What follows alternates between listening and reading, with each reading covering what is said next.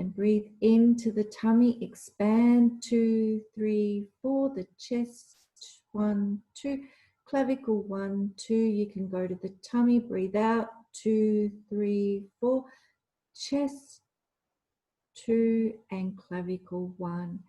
And just keep going. If you want to lie down, if you prefer to lie down to continue, by all means do that, but just continue in your own time.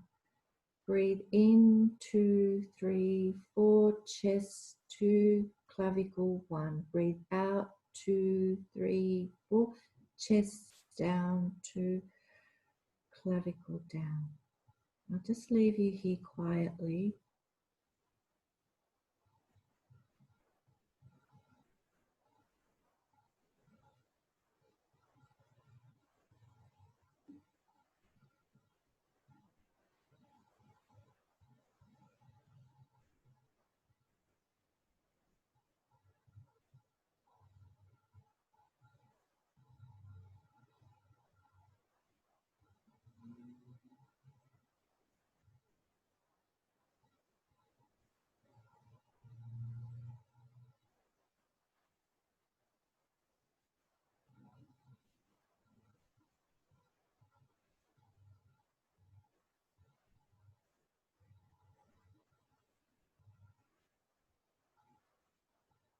Okay, just finish the round gently when you're ready.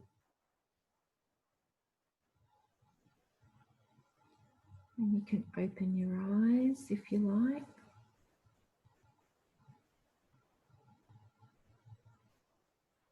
Maybe just tune into your body a little bit and just see how you feel.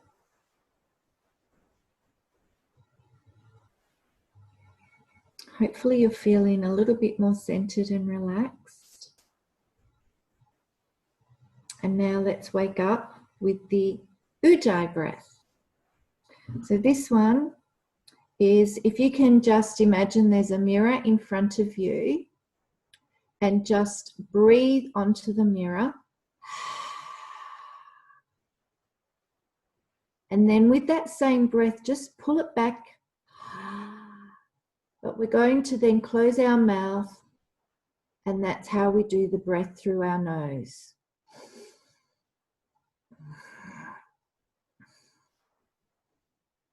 Kind of like, I don't know if you watch Star Wars, Darth Vader. I am your father. Okay, so let's breathe in for 7 and breathe out for 7. In, 2, 3, 4, 5, 6, 7. Breathe out, 2, 3, 4, 5, 6, 7. Breathe in, 2, 3, 4, 5, 6, 7. Out, 2, 3, 4, 5, 6, 7. Just go at your own pace now for a few rounds on your own.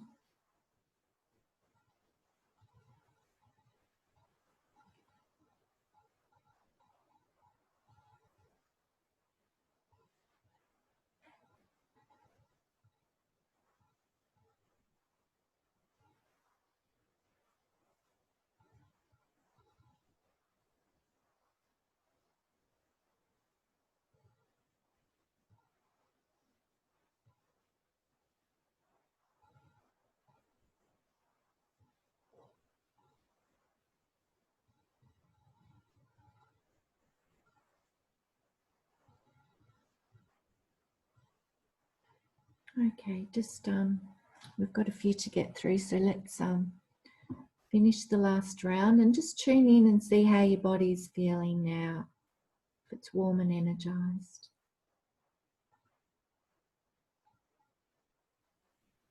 Beautiful. Thank you. Bye.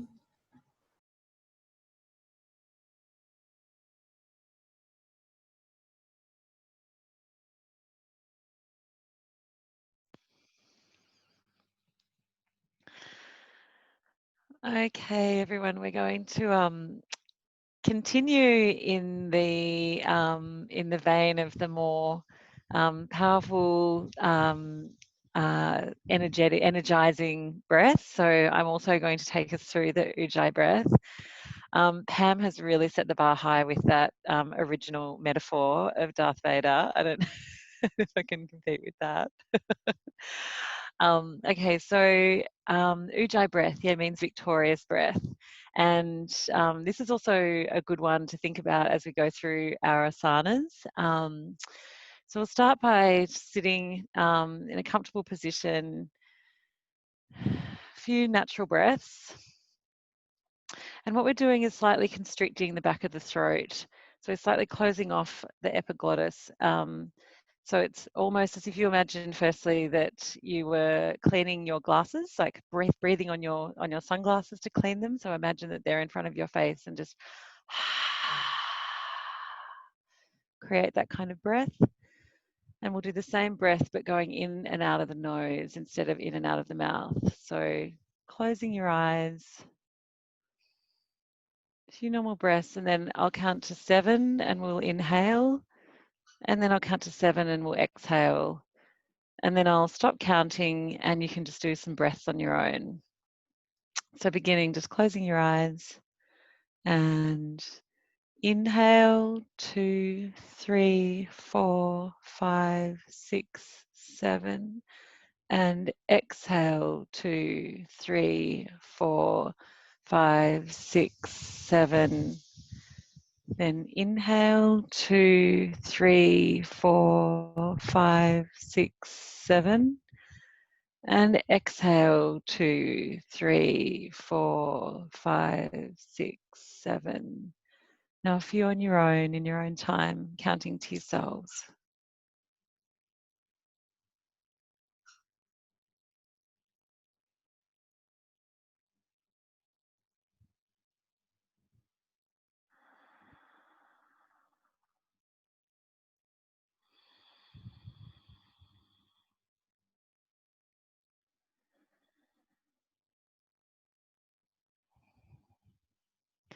And when you're ready, just slowly opening the eyes.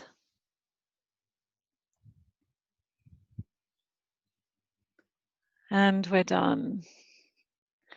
So the next pranayama I'm going to take you through is the Nadi Shandana. So we'll take again, just sitting comfortably, like wherever, however you are, either, in a chair or on the ground or whatever is fine. And we'll take our fingers, if you imagine, like put your 2 middle fingers to your third eye, and then touch the thumb on the right nostril and the ring finger on the left nostril. And what we'll do is we'll block our right nostril. And as I count to 7, we're going to slowly inhale through the left nostril and then gently block the left nostril and exhale out of the right nostril. And then the same from the other side. So in through the right nostril, block the right nostril, and then out through the left nostril. So I'll count to 7. So this is more of a relaxing pranayama. This is a really nice one to do if, during the day you're feeling kind of busy or stressed or anxious, just to sort of take a quiet moment and do a few of these breaths yourself. Like I found that can be make a huge difference, especially if I feel like we're nervous about something. I was nervous about a presentation I had to do this week, so I did a few of these and it really helped. Okay, so closing the eyes, middle fingers on the third eye, blocking the right nostril and in through the left nostril. 2, 3, 4, 5, 6, 7. Blocking the left nostril, exhaling out through the right. 3, 4, 5, 6, 7. In through the right. 3, 4, 5, 6, 7. And out through the left. 3, 4, 5, 6, 7. In through the left. 3, 4, 5, 6, 7. And out through the right. 3, 4, 5, 6, 7. And now just a few in your own time.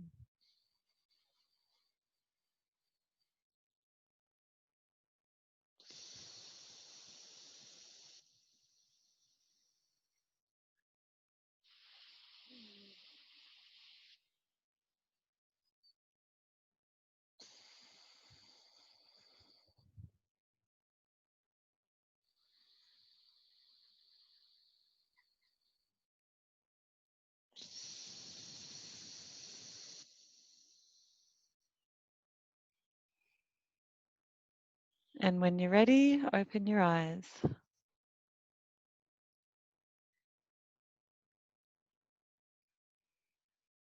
Okay, thanks.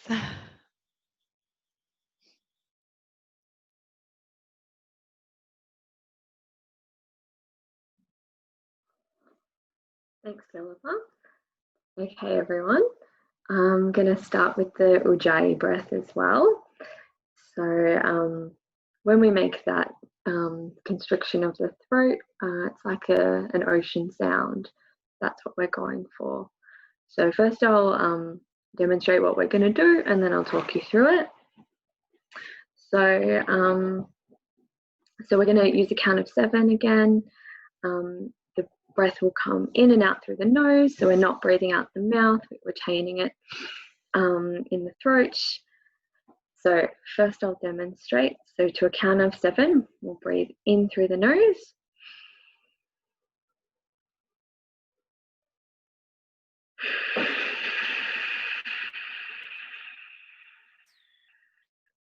And so when I exhaled, I made that sound, that constriction of the back of the throat, that ocean sound, to a count of 7.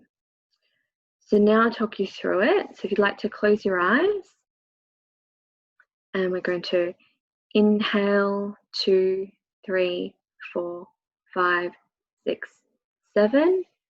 Constrict the throat.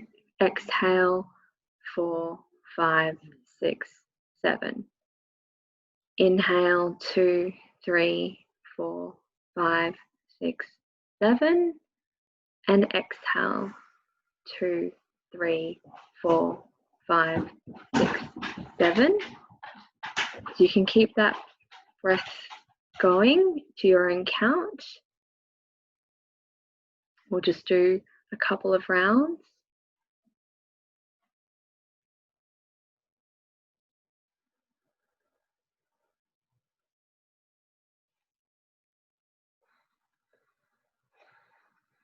And then when you've finished your last round, just sit with the breath with your normal inhale and exhale, and just notice how your body's feeling. Has it changed from when we first began the pranayama?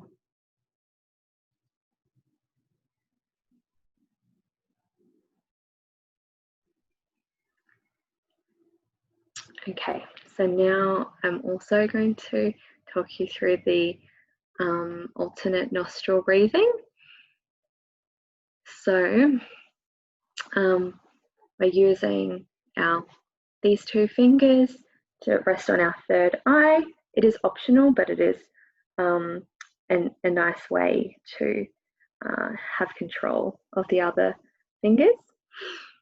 So I'll demonstrate first. So we're going to rest our 2 fingers on the third eye, and then the thumb is going to block the right nostril, and the ring finger is going to block the left nostril. And so we're always going to be breathing in and out through one nostril before we move on to the other. And so with this breath, we're aiming to balance both sides of the body, both hemispheres of the brain, and bring about that sense of balance. So we'll start that together. So resting those 2 fingers on the third eye. First, we're going to block the right nostril, and then we're going to inhale for a count of 7, exhale for a count of 7, and then repeat on the other nostril. So we'll start. So blocking the right nostril, inhale 2 through the left, 2, 3, 4, 5, 6, 7. Exhale 6, 7, 5, 4, 3, 2, 1. Now use that ring finger to block the left nostril, and inhale through the right, 2, 3, 4, 5, 6, 7. Exhale through the right, 5, 4, 3, 2, 1. Blocking the right, we're going to inhale through the left, 2, 3, 4, 5, 6, 7. Exhale 6, 5, 4, 3, 2, 1. Blocking the left, inhale right, 6, 5, 4, 3, 2, 1. Exhale, 6, 5, 4, 3, 2, 1. You can do one more on each side in your own count.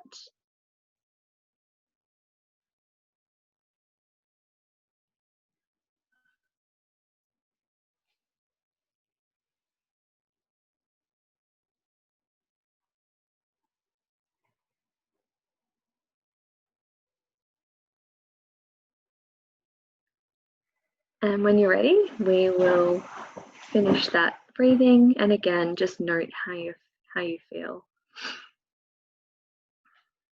Thanks. I'm done.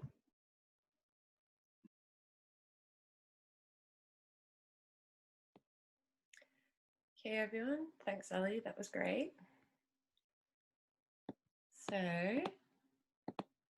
just going to unmute myself. There we go. Okay, so I'm going to bring a bit more fire back to the practice. So this is particularly good if you're wanting something that you could even incorporate on the daily level. It's supposed to be really good with helping just aid your digestion as well.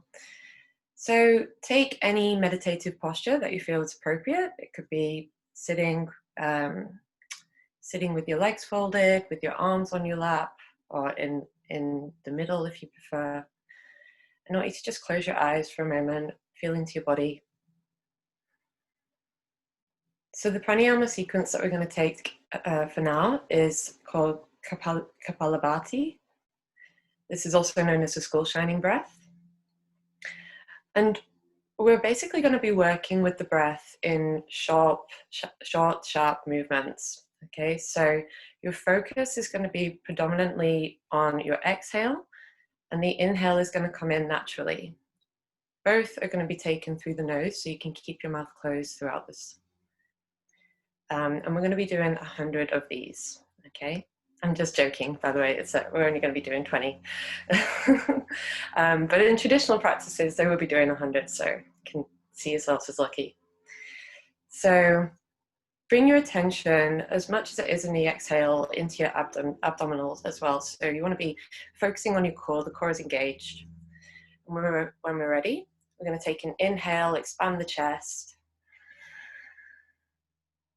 And exhale, 1, 2, 3, 4, 5, 6, 7, 8, 9, 10, 11, 12, 13, 14, 15, 16, 17, 18, 19, 20. And let it rest, go back to normal. And just take a minute, take in the feeling of the breath.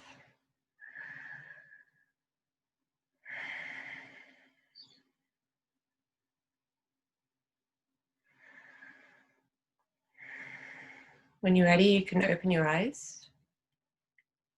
We're going to bring it back down again. Preferably, if you could lay down, that would be great. If you don't have a lot of space, you're welcome to just do the sitting upright either.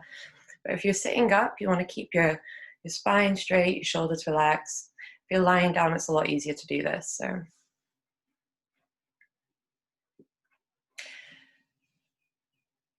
So this is a full yogic breath. We're going to be doing this in counts of 7. And the way the structure of the breath is going to go is 4 counts of the 7 is going to be focusing on the abdominal region. Then you're going to be bringing it back into the chest and up to the clavicles, up to the upper lungs. As you go back down, you can then take it back from the upper lungs down into the chest and back into the abdomen. Imagine, if you want, it's like a rod is going down and back up, or rather up and back down. And we'll just do a few rounds of this. So if you want to just exhale, take the breath out of the body. And on the next inhale, breathing through the nose, 1, 2, 3, into the chest, 4, 5, 6, and then 7 up into the upper clavicles. And then back out, 7, 6, 5, 4, 3, 2, 1. Inhale in the abdomen. 1, 2, 3, 4. Into the chest. 5, 6. Clavicle 7. Back out. 7, 6, 5, 4, 3, 2, 1. Inhale. 1, 2, 3, 4, 5, 6, 7. 7, 6, 5, 4, 3, 2, 1. And with your own breath in your own time, I'd like you to keep this for another couple of rounds, please.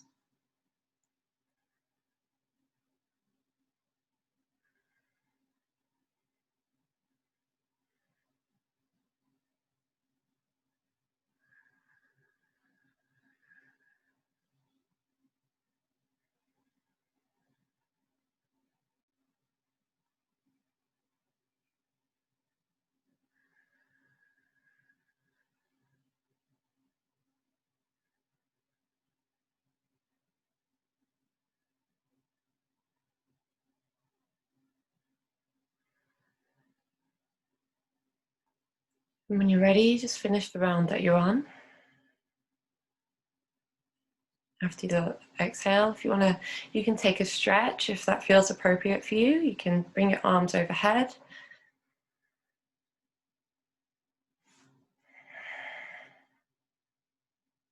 And then if you're lying down, you might want to bring your legs into your chest and have a bit of a roll if you like. Coming back onto one side, either the right or the left, and bring yourself into seating.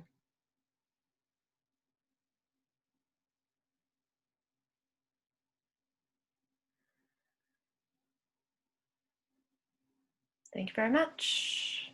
Over to Jacinta. Thank you.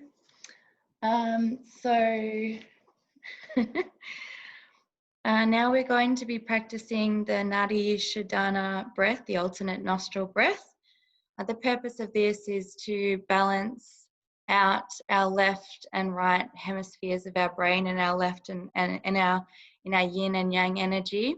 So for all of us, often we are either in more of a yang energy, masculine energy, task focused, task orientated, or more in our sort of yin energy, which is a feminine energy, which is a lot more sort of slow and soft and relaxed and creative. The ideal area to be in is if we can balance these two energies to create harmony within our bodies. So the purpose of this breath is to sort of do that, to sort of aim to be a little bit more balanced. So for the left, our left side, our left nostril and our right nostrils are going to be closed alternately in this practice. So in order to do that, we take our middle fingers onto our third eye, and we're going to take turns in blocking the nostrils one at a time. And the aim is to get the air to come in through one side. We start on the left-hand side, in through our nostrils, to then create a loop around our third eye, picture the energy sort of coming in to cleanse, and then out through the right, and then we sort of repeat each way. So we're sort of drawing the energy in to cleanse and balance, and then out again. So we'll begin our practice with our two middle fingers on our third eye. Our right nostril will be closed with our thumb, and we'll be breathing in for a count of 7 through our left nostril. Then we will be closing our left nostril with our ring finger and exhaling through our right. And then after that, breathing in through our right nostril and then out through our left. So we'll begin the practice now, and I'll count you in. So blocking the right nostril, breathing in through your left, 2, 3, 4, 5, 6, 7, and exhaling right, 2, 3, 4, 5, 6, 7. Inhaling right, 2, 3, 4, 5, 6, 7. Exhaling left, 2, 3, 4, 5, 6, 7. Inhaling left, 2, 3, 4, 5, 6, 7. Exhaling right, 2, 3, 4, 5, 6, 7. Inhaling right, 2, 3, 4, 5, 6, 7. Exhaling left, 2, 3, 4, 5, 6, 7.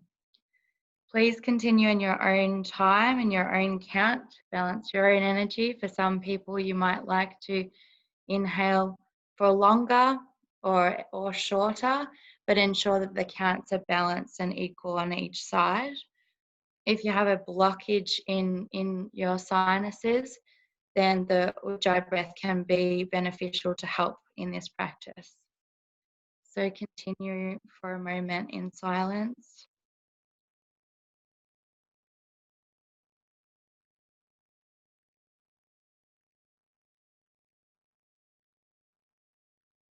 And on your next exhalation, complete your practice.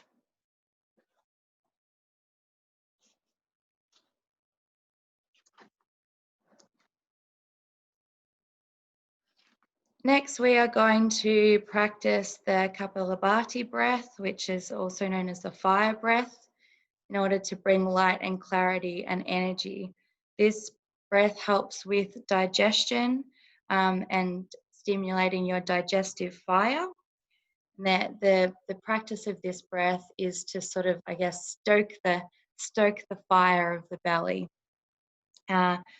It's the active, and the action is on the exhalation, and the inhalation is passive.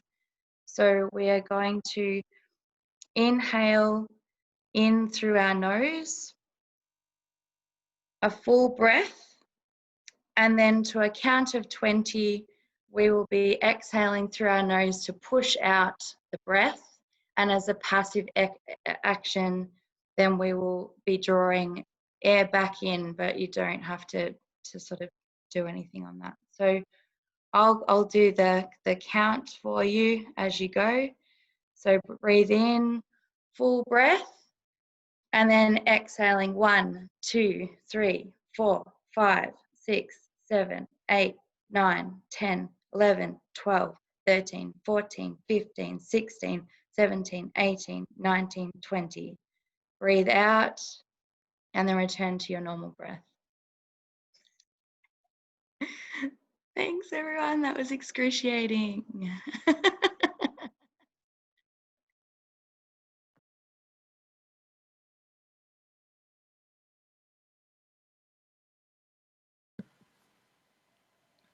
Well done, everybody. Amazing. Let's have a 2-minute pee break or tea break, whatever you like to have, and we'll come back and we'll work out our feedback. Well done, everyone.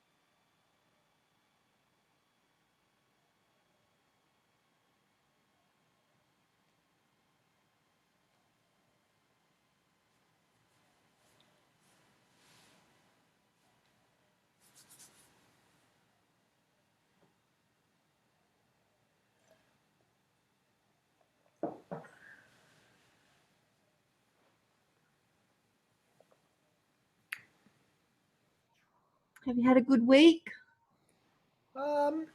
Yes and no. I mean, I had a challenging week actually. A few Oh, personal things came up which were a little bit challenging, but yeah, I'm fine. oh, that's good. Life. Must have been the week for it. You too? Did you get my email? Yeah, yeah, Okay. yeah. Thank you. Sorry, I couldn't get back to you. Just No need. last- As long as you got it. yeah, no. Fully acknowledged everything that you said there. Thank you.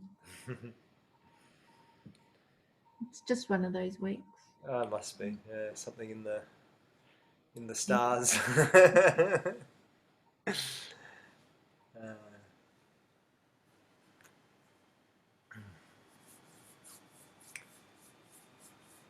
Just turn on the heating, even though it's kind of got nice outside. It's really cold in my house for some reason. How was everybody's week? We were just saying Pam and I have had a bit of a challenging week. Pretty yucky. How was your week? Pretty yucky too. I mean, difficult. I feel like, yeah, it's probably just like the remnants of lockdown and things, and I don't know. It's just a bit of a weird time. The UK is going back into lockdown, and I'm a bit concerned about some of my friends back home, and of course, and my family. And I feel a little bit like, obviously, just super powerless, but like being on the other side of the world. But just it is what it are, and it like yeah. It's not easy, especially with your family overseas and friends. Yeah. I trust that they're okay and whatnot. Just I think, friends who are living alone and whose mental health wasn't that great in the first place, I'm a bit more concerned about. I think, yeah. But yeah, it's like, I guess it feels kind of ignorant to just sort of say like I just don't want to think about it, but that's I think the way that it's easier to sort of deal with things a lot of the time is just like not feeding that thought too much. So otherwise it was a fine week.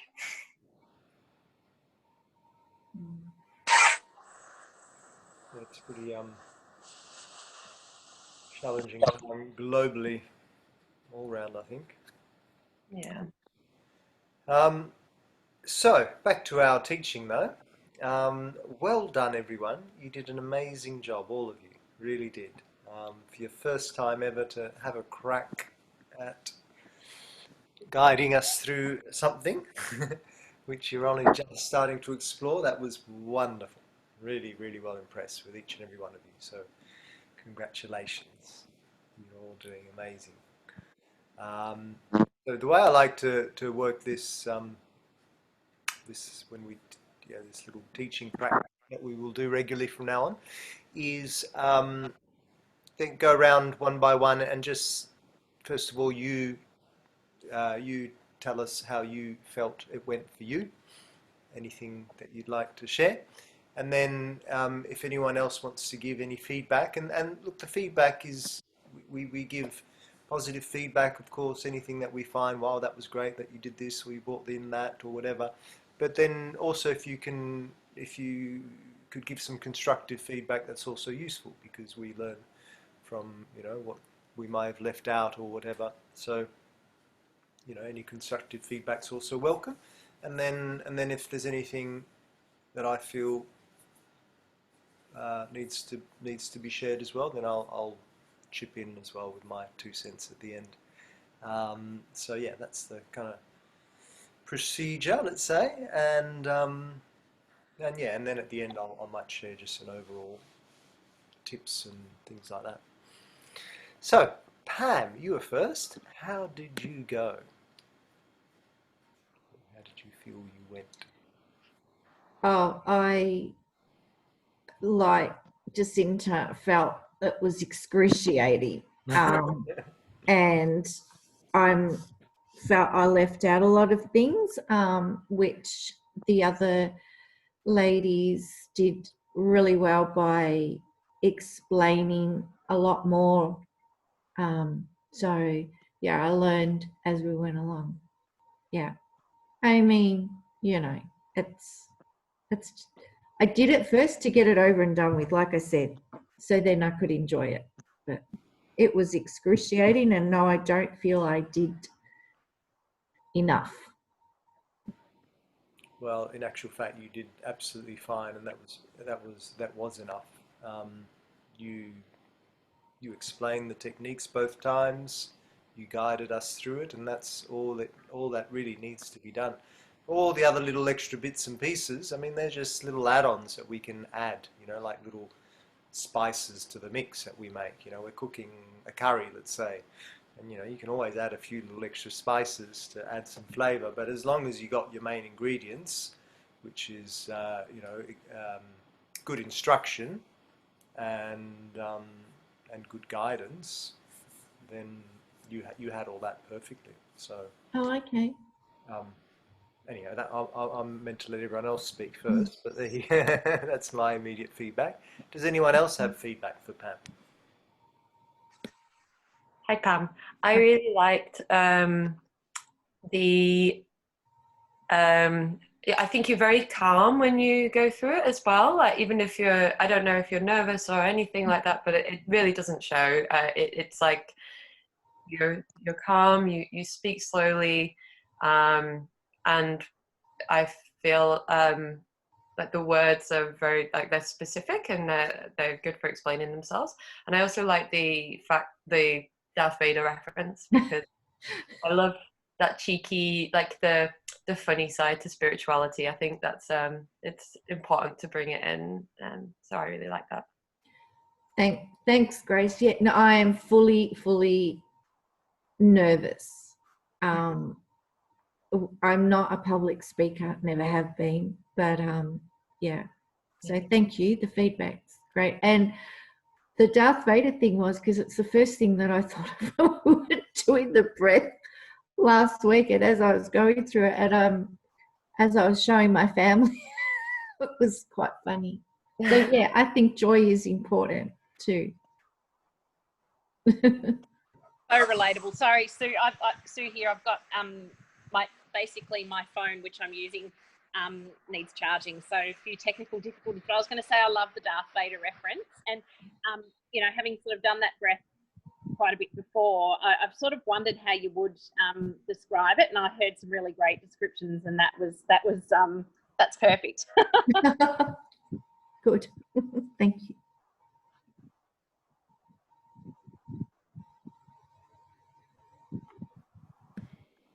Yeah, great, Pam. That's you know, that's a nice little touch that you brought in, and you Thank made you. it lighthearted, like Grace said. It's nice to yeah, to have a little fun with our spirituality, not to be too serious about it. So yeah, it was great. It was great. I mean, yeah, Thank you. there was some other elements that maybe some of the others brought in that you could have brought in, but you know, it's all, as I said, just those little extra spices that one can add. But we learn from each other, so that's the whole process. And the more we learn, the more we observe each other, the more we practice ourselves, and the greater our spice rack becomes. You know? So well done, Pam. Thank you. After Pam was Philippa. How did you go, Philippa?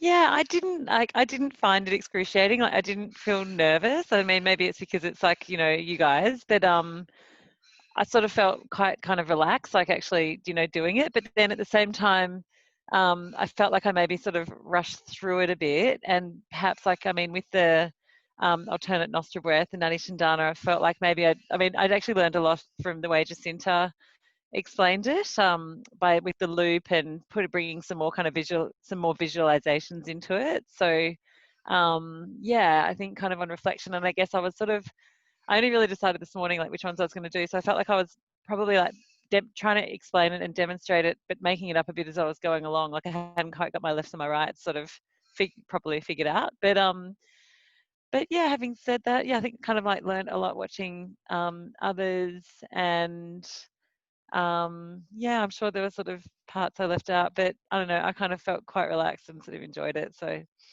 I love your voice. Like, I find your voice so calming.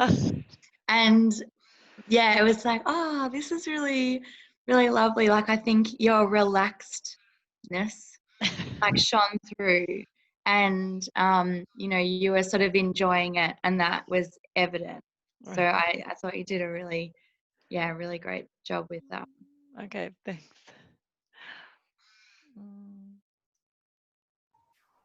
I agree. I think the descriptions that you gave and how you brought other things into it as well, that was really helpful. So I don't think that you rushed it through. I think it was quite clear. Okay, thanks. I guess one thing, this is just sort of interesting, whatever, how anyone else found this, or what you, one thing, I guess the only point that felt a little bit uncomfortable, I suppose, was finishing everyone. Like, I think, Jacinta, you said at the end of yours something like, and now with one more breath and then complete your practice. Like, you sort of gave a kind of finish to it, but I sort of felt like once it was done, it was like, okay, that's it, guys.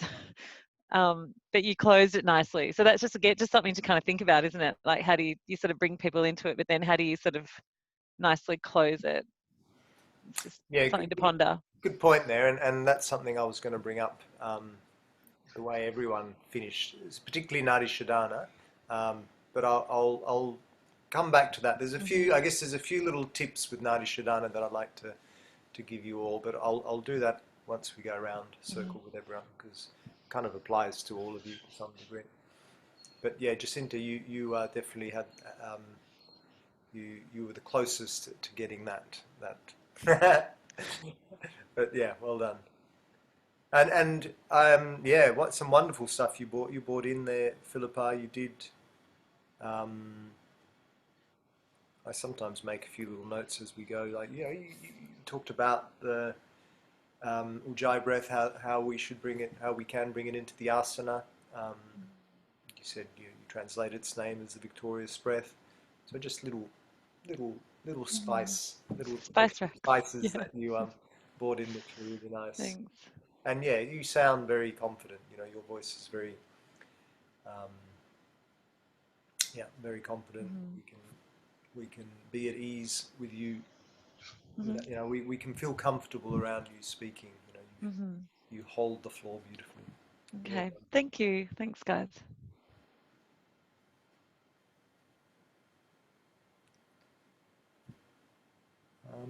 Ali, how did you go? So I wasn't very prepared, so I'm happy with how I did in the scheme of things and the busy week that I've had. As soon as Jacinta explained the nostril breathing, I was like, oh my gosh, I did it wrong, because I said go in and out the one nostril, but it is alternating. So yeah, I recognized that straight away. Yeah, that's probably about it. I think that all of you sounded so, like, I don't know if professional is the right word, but, you know, if I went to a yoga class, I don't think you sounded out of place, or all of you, I think, sounded really, really professional. Like you knew what you were talking about. Very soothing as well. You all did a great job. Yeah, thanks, Elena. I totally agree. Yeah. You all did beautifully. Yeah. Yeah, no, you did wonderfully there, Ali. Yeah, you did, obviously, you got the technique slightly mistaken there. I was thinking, oh, this is an interesting variation of Nadi Shadana. Yeah. In actual fact, there is, and in your second pranayama lecture, we look at the Chandra Bida and Surya Bida as two different pranayams, where so the Chandra Bida is just in and out of the left nostril. So it's when you want to really focus on activating your moon channel, and the Surya Bida just in and out of the right nostril.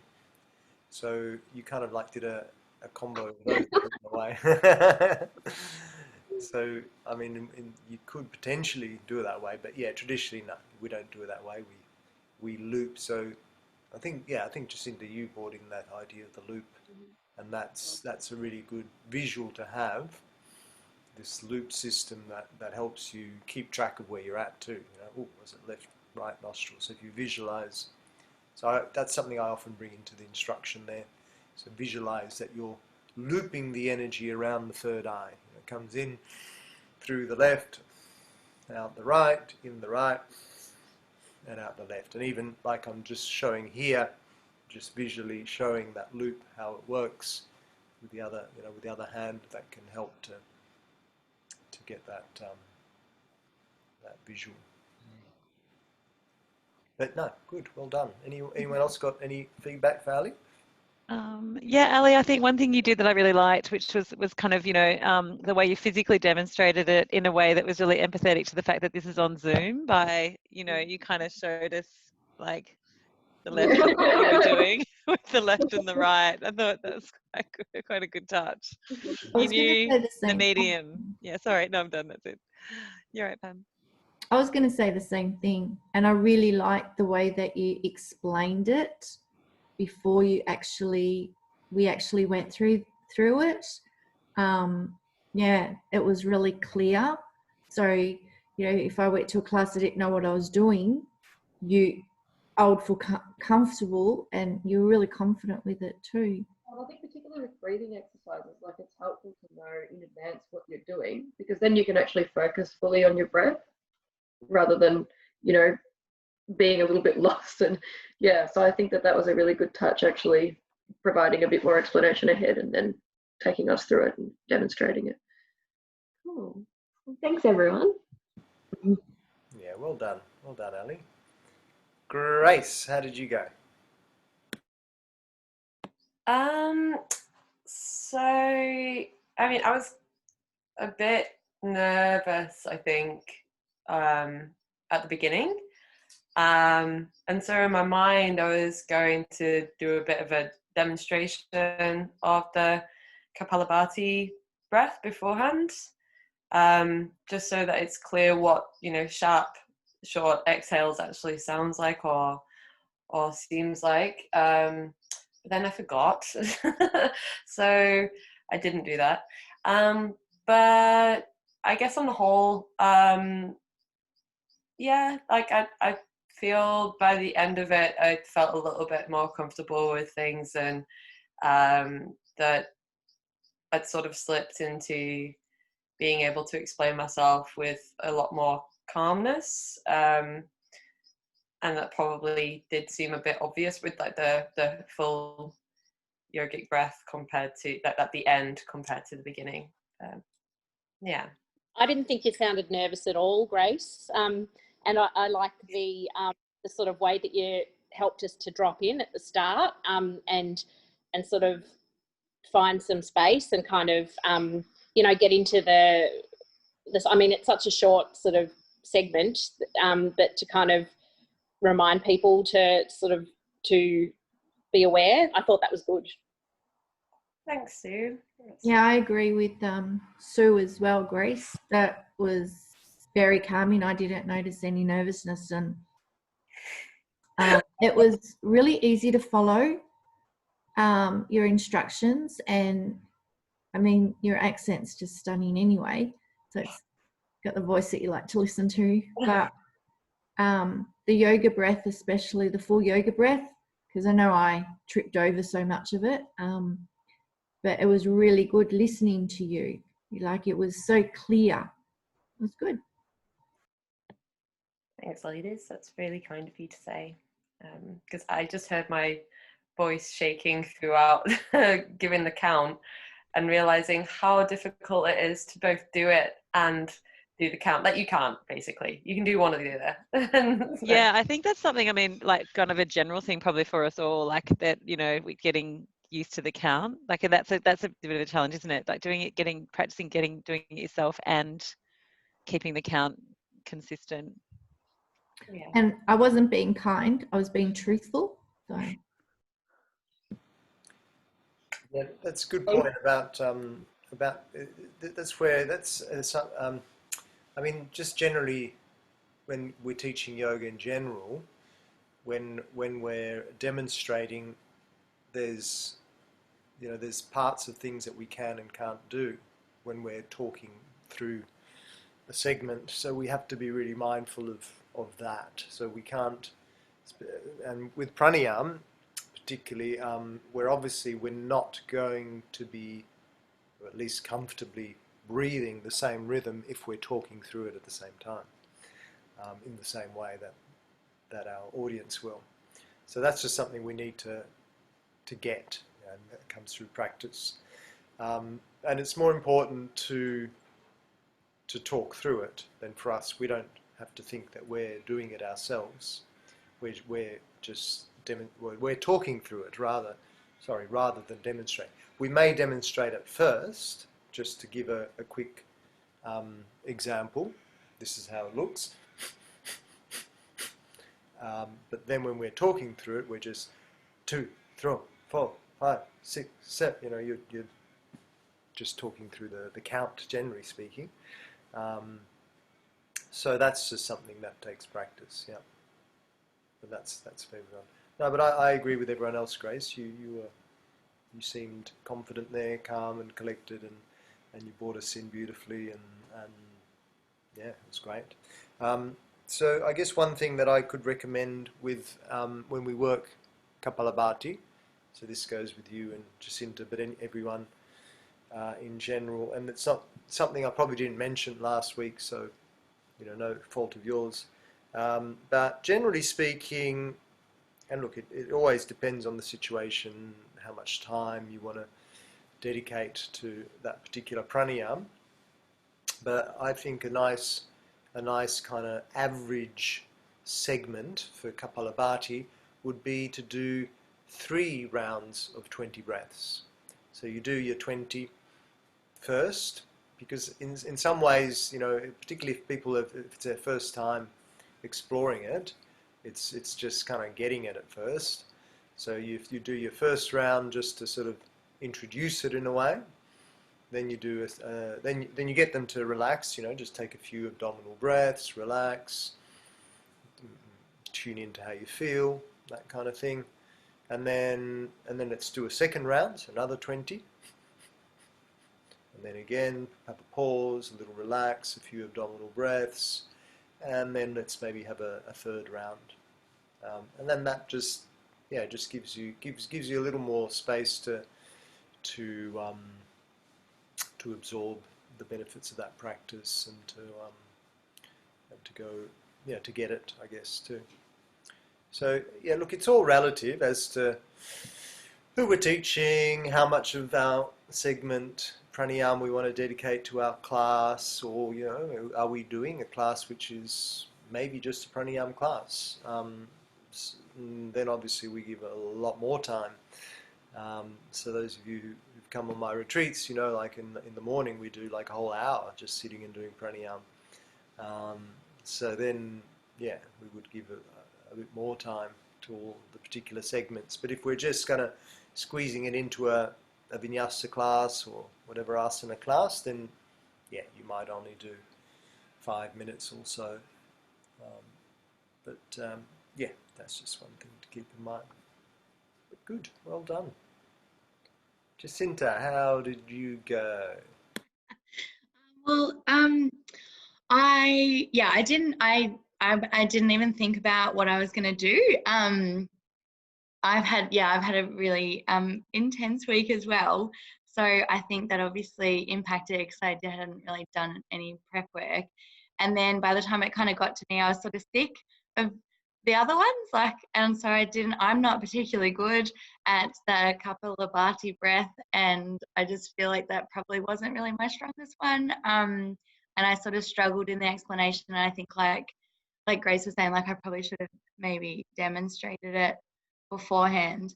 I think in general, I'm more interested in the theory of this than the actual practice of it. And it's something that I'm really, as I said at the start of this yoga journey, I am really wanting to work on the breathing aspects of it, because it's just, I'm more of a let's just get up and move and do stuff. So I'm learning in that regard, and I think that like where I'm more confident is the reason behind it and the kind of, but I don't think I'm particularly good at delivery of or explanation of like how to actually do it when they're doing it, like talking it through. And I think maybe that has something to do with like even reflecting on why I'm doing this class. It's, or like the course. It's like I'm interested in the theory more so than actually being a yoga teacher. The idea of like running a class like that really makes me feel really uncomfortable, and I was really nervous, and that probably came through. So I don't think I did particularly well, but yeah. No, I don't know whose class you were at, but no way. Your explanations were so good. Sorry. It's hard to imagine that any of you guys were nervous. I'm hearing all of you saying that you were nervous and dreading it. It sounded really effortless from all of you. So Yeah, and you certainly didn't sound unprepared, Jacinta. I thought you were really well prepared. I thought you were looking at your notes. I was reading my notes from last week. I could see, but I mean, but that's okay. Like you sort of we're following through what we're doing. And I think, yeah, like I'm not surprised to hear you say that, because the passion, and you can see that there's the passion and the interest for the theory and the meaning and things like that kind of behind it in the way you explain it. So anyway, I think it would be a real loss for the world if you decided not to be a yoga teacher after this course. So maybe like one-on-one or something. Like I just, the idea of doing like, I don't know. Anyway, yeah. Thank you. Yeah. It's uncomfortable. Yeah, I ditto everyone else's comments there. I think you were wonderful, Jacinta. Thank you. And yeah, I mean, like you're all already bringing in your own unique flavour. I mean, we've only just begun, but you can already see, get a feeling of your own sort of, your own spark, that's unique to yourself. So that's what makes a teacher a unique teacher in the end of the day. It's their uniqueness. People go to a specific teacher because they like their vibe, they like what they share, they like, whatever it is that is uniquely you. We've all just come from the same lecture last week, delivered by me in my specific way, and you've all expressed it in your own unique way, and that's the beautiful thing about this. And I get what you're saying about, you're not here necessarily to become a teacher, and I know you're not the only one. There's a couple of others in the group who are thinking that way too, and that's fine as well. We're not, I mean, it's a teacher training course, and as part of that, you'll have to do these segments weekly, which might be uncomfortable for some of you in certain ways, but whether it's a way to break through that discomfort to then enable yourself to become a good teacher, or whether it's just a journey to break through discomfort in general, is fine. You don't have to become a teacher at the end of this. This course is more than that. I think that's just a sideline thing that you become a teacher. I think really the beauty of this course is the self-inquiry aspect. It's the personal development that or actually I don't even like that word personal development, because it's really a spiritual development. Ultimately we're getting beyond the persona, but along the way we also acknowledge the persona and the uniqueness of our own personas, and that's beautiful too.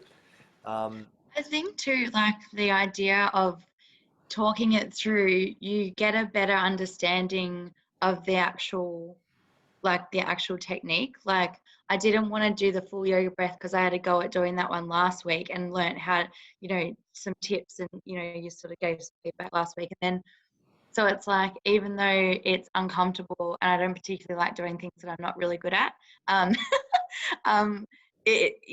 think getting over that discomfort is really good, but I think it gives you a different perspective of what you're actually doing, because you're having to explain it instead of just sort of being a passive participant, I guess. Yeah. Exactly. You know, I mean, and that's one of the best ways of learning, I think, and that's the way we learn really well, I think, is, yeah, you can read things and listen to things, maybe write your summary or whatnot, and you know, that's part of it, but then to actually recite it and, you know, talk people through it, teach it yourself, then that's a really deeper way of learning. So, so no, well done, good on you, and you brought in so much to your session, so much information. You know, you could even say maybe too much, you know. But no, that was great. So well done, all of you. So a couple of things. Well, any other feedback? Anyone at all, or any questions before I give some more overall feedback? Sorry, yeah, I mean, are you going to talk a little bit about closing, like just some techniques around that? Yeah. Yeah. I have a question about the Nadi Shodhana. Is it like commonplace to do 7 counts, or do you sometimes find like an equal balance between 4 counts of inhale, 4 counts of hold, 4 counts of exhale, 4 counts of hold, like, you know, having more of a kind of inhale, hold, exhale, hold? Because that's something that I have experienced more of, but I just wanted to know, like, what's more commonplace, I guess. Yeah, good question. I guess you got these different levels of the way you can approach it, different variations. I feel it's best just to go with the just without the retentions. Now, in the next pranayama session, we're going to focus a lot more on retentions and the benefits of those, the kumbhakas. But generally speaking, retentions are a bit more advanced. Once you're holding the breath in or out, there's an expectation that you've already got pretty good lung capacity. You've already been working with just what we've been doing, let's say, so far, you know, full yoga breathing, ujjayi breathing, nadi shodhana without retentions, and so you've sort of built up a bit of a base practice to then be able to get into your retentions comfortably. Now, some teachers will bring retentions into everyday classes anyway. I mean, I do sometimes too, because it is definitely part of the practice. We want people to know that and understand that. But as a general practice, it's best to focus on them when people are getting into a bit more advanced practice, on the basis that they've already built their practice somewhat. Because if you haven't, then retentions can be really stressful, and then they can defeat the whole purpose of pranayama, which is generally to relax us. So generally speaking, just an even count in and out, alternating around in that loop session. Everyone did a count of 7, but you could actually, I would probably generally start with a count of 5. 7's a good number for people who are already doing some regular practice. But for a beginner group, you'd start with a count of 4 or 5. I would reckon is probably better, but then you encourage them to build it up if they can. So you guide the first few rounds, and then you say, well, now we're going to do a few rounds on our own, and if we got more capacity there to increase that count, then by all means go ahead. So ultimately we build it up to a count of 10. 10's sort of the aim of Nadi Shodhana. And when we say count, it's like a second count. So it's so even the counting, one of the traditional ways to count in Nadi Shodhana is to use the Om. So it's 1 Om, 2 Om, 3 Om, 4 Om, 5 Om, and all the way up to 10.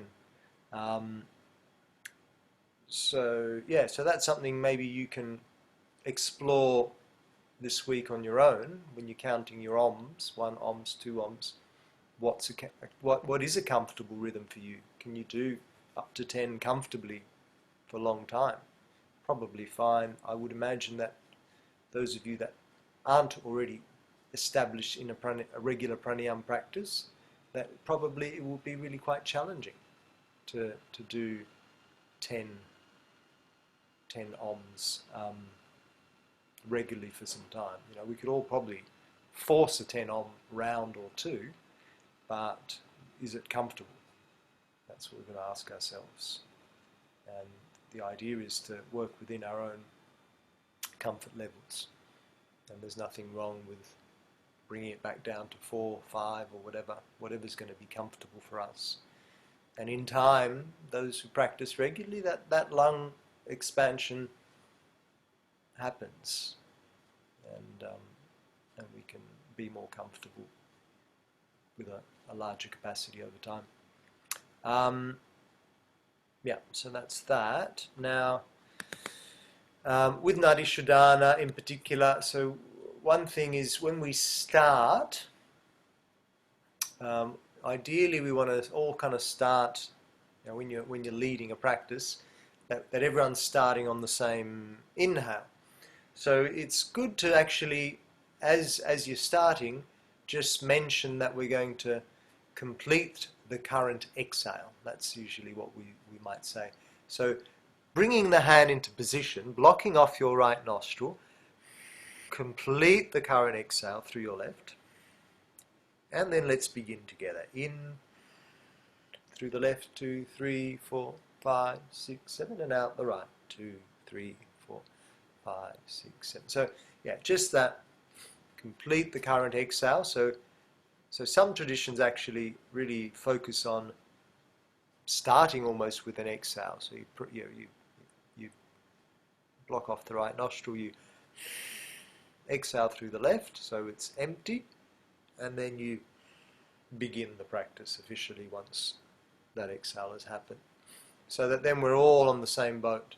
So, you know, when you're putting your thumb in place, some might be halfway through the inhale, some might be halfway through the exhale. But if you're even halfway through your inhale, then you say, well, complete this exhale, then everyone's going to make that exhale, and then we're all kind of starting together. So just a little mention of let's complete the current exhale, or let's release the current breath. These are two ways you could say it: complete the current exhale or release the current breath, and then begin. So that's one little pointer. And then the other pointer, like, so yeah, Jacinta almost got it right. She said complete the current exhale, complete your exhale, or finish with an exhale, I think. Is that what you said? I can't remember exactly. Something like that, which is good. But actually we want to finish with the exhale through the left.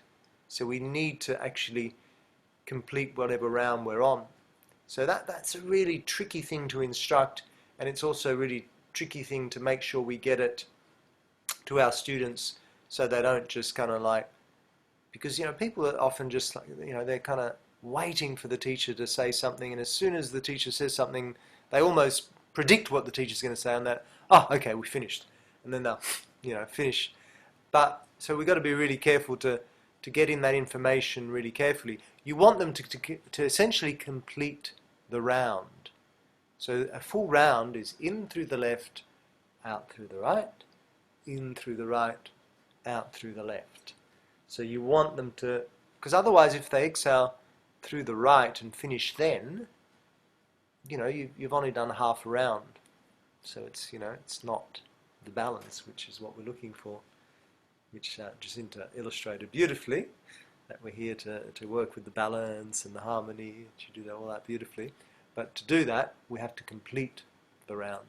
So what I would normally do is, when I'm ready to bring them out, I would say something like, so we're going to complete the next round, so complete our sequence by completing the next round. So wherever you are in your round, when you exhale through your left, we're completing the round then. Something like that. I don't know. It sort of has to come naturally. But you've got to let them know that the round will be completed with an exhale through your left. So maybe we're going to complete the sequence by completing this current round with an exhale through your left. So keep going until you get to your exhale through your left. Something like that. Does that make sense? So you can say it in your own way, but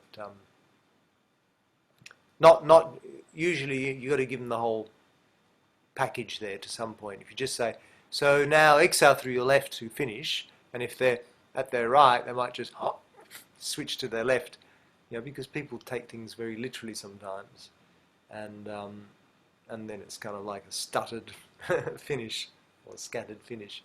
So we want to just encourage them to go slowly, finish the round. We're going to finish the round once we get to our left. No rush to get to your left. Take your time. And yeah, so that's the Nadi Shodhana tips. Another thing I want to mention, but any questions on that at all? Not on Nadi Shodhana, but in terms of this way of demonstrating or going through the teaching techniques like we've just done, would the infrastructure be better as like a continuous pranayama sequence that we're all kind of involved in, or is it more like individualized sections? Do you know what I mean? Because I'm just thinking about the flow from one to another, and that sort of, for me, it feels like it depends on whether or not like I'm considering that as a flow, or if I'm just doing it individually. Yeah, good question, and it can be either or. So, for example, if you came to my pranayama class tomorrow night at Summer Healing, it's the last one. So come if you can, because they're scrapping it. Unfortunately, not enough people coming, which is a shame. It's the only one on the list. But I do a 7:30 p.m. online pranayama Summer Healing. So it's a 45-minute session. And so what I do is I actually, because often there's people who've come for the first time, got no idea about pranayama at all, so I usually have a little kind of introduction into what pranayama is, about a 10-minute intro on pranayama in general. So this is the way I structure this particular class. And then I say, well, now we're going to work with 2 pranayamas, and we're going to spend about 10 minutes on each. And in that case, I do want to make it a bit of a flow. So then I'll meticulously, as best possible, explain the pranayams first. So first we're going to work, let's say, with Ujjayi breath. So Ujjayi breath is done like this. I can explain all the bits and bobs. And say, yep, so we're going to do that for 10 minutes or so. So I'm going to guide, give them all the info of what's going to happen, essentially. And then I said, and then after that, we're going to work with now Nadi Shodhana. So Nadi Shodhana is this, alternate oath, we do it because of this, blah, blah, blah, blah. So there's a fair bit of lengthy description and guidance. And I say, right, okay, so now we're going to start, and we're going to just continue with each one and make it a nice flow. We're going to have little breaks between the two, and in those breaks, you just sit in your meditation. So just be in a quiet space and acknowledge the effects or the after effects of the pranayama practice, how you're feeling. And so in that case, I wouldn't break it up so much. Once we start, so then we do, there'll be a good 20-minute session of like, Ujjayi breathing for 10 minutes, and then Nadi Shodhana for 10 minutes. But yeah, not always. That's just one way it can be done. But then, for example, when I'm doing, like on my retreats, when we do like an hour to an hour and a half of pranayama, in that case, I kind of do them individually, because otherwise, if you gave the overview of the whole thing, but it's such a long time that by the time you get to the the fifth or the sixth pranayama, oh, you would have probably forgotten, oh shit, which one was that one? So instead I would just run through them one by one. Okay, so next, now we're going to work with Kapalabhati. This is how it's done. Let's have a go together. Okay, now let's do 20 rounds. Righty, righty, right. So yeah, it depends. Good question.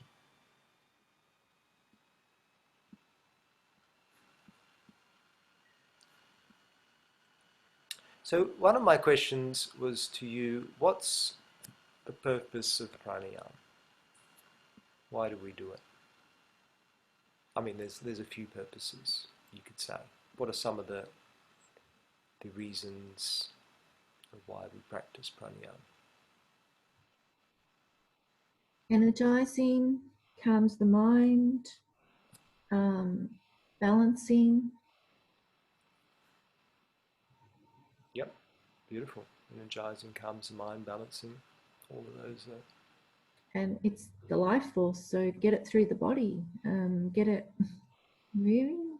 Yeah, enhance and boost it, eh? Yep. Anything else? If we think of it in terms of the 8 limbs of yoga.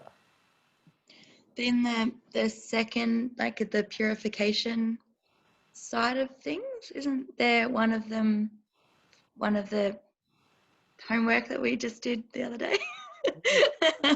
Yeah, the Kapalabhati is one of the Shat karmas, so it has that purification, and generally speaking, I mean, even Nadi Shodhana means purification of the nadis, like literally translated. That's what it means. So there's definitely a purification aspect to it. But in relationship to the 8 limbs of yoga, you've got pranayama as the 4th limb. So on a sequential path, it's preparing for meditation. Preparing Yeah, so for meditation. Thank you. Yeah. So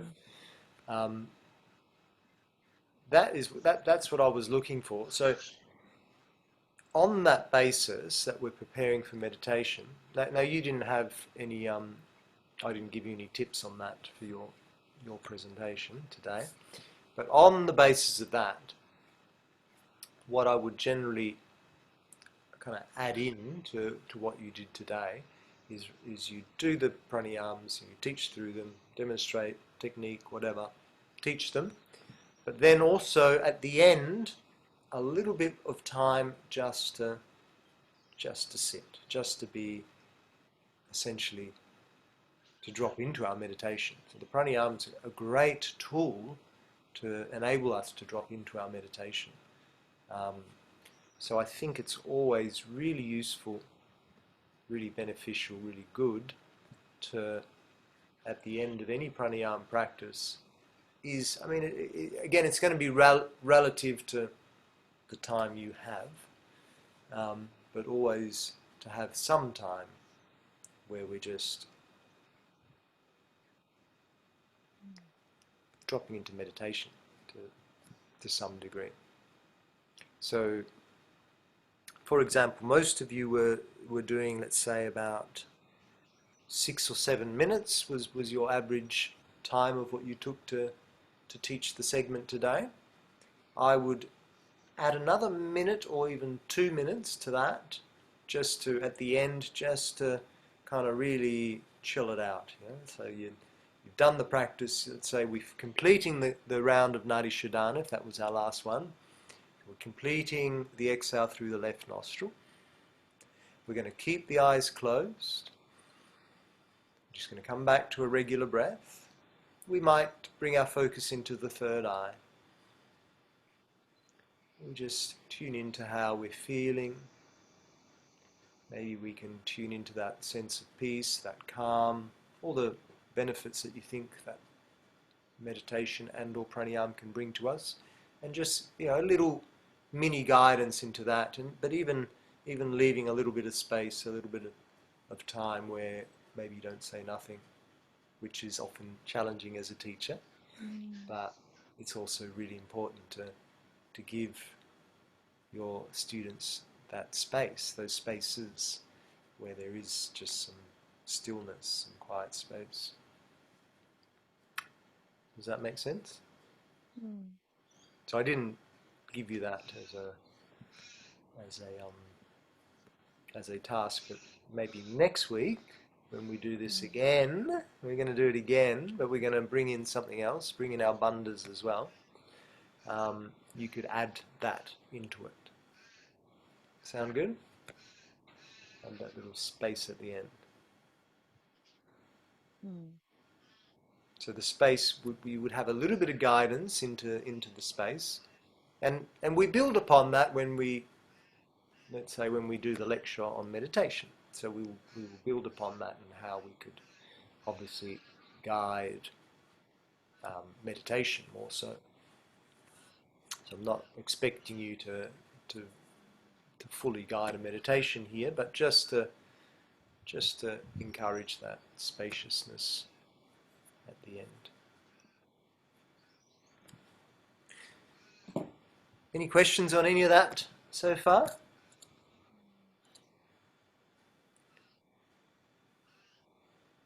Let's have a little lunch break then, shall we? And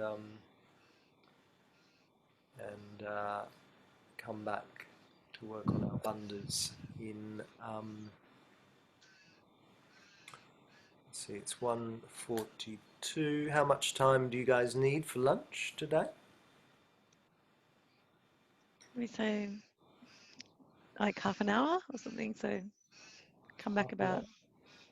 Yeah, is half an hour good for everyone?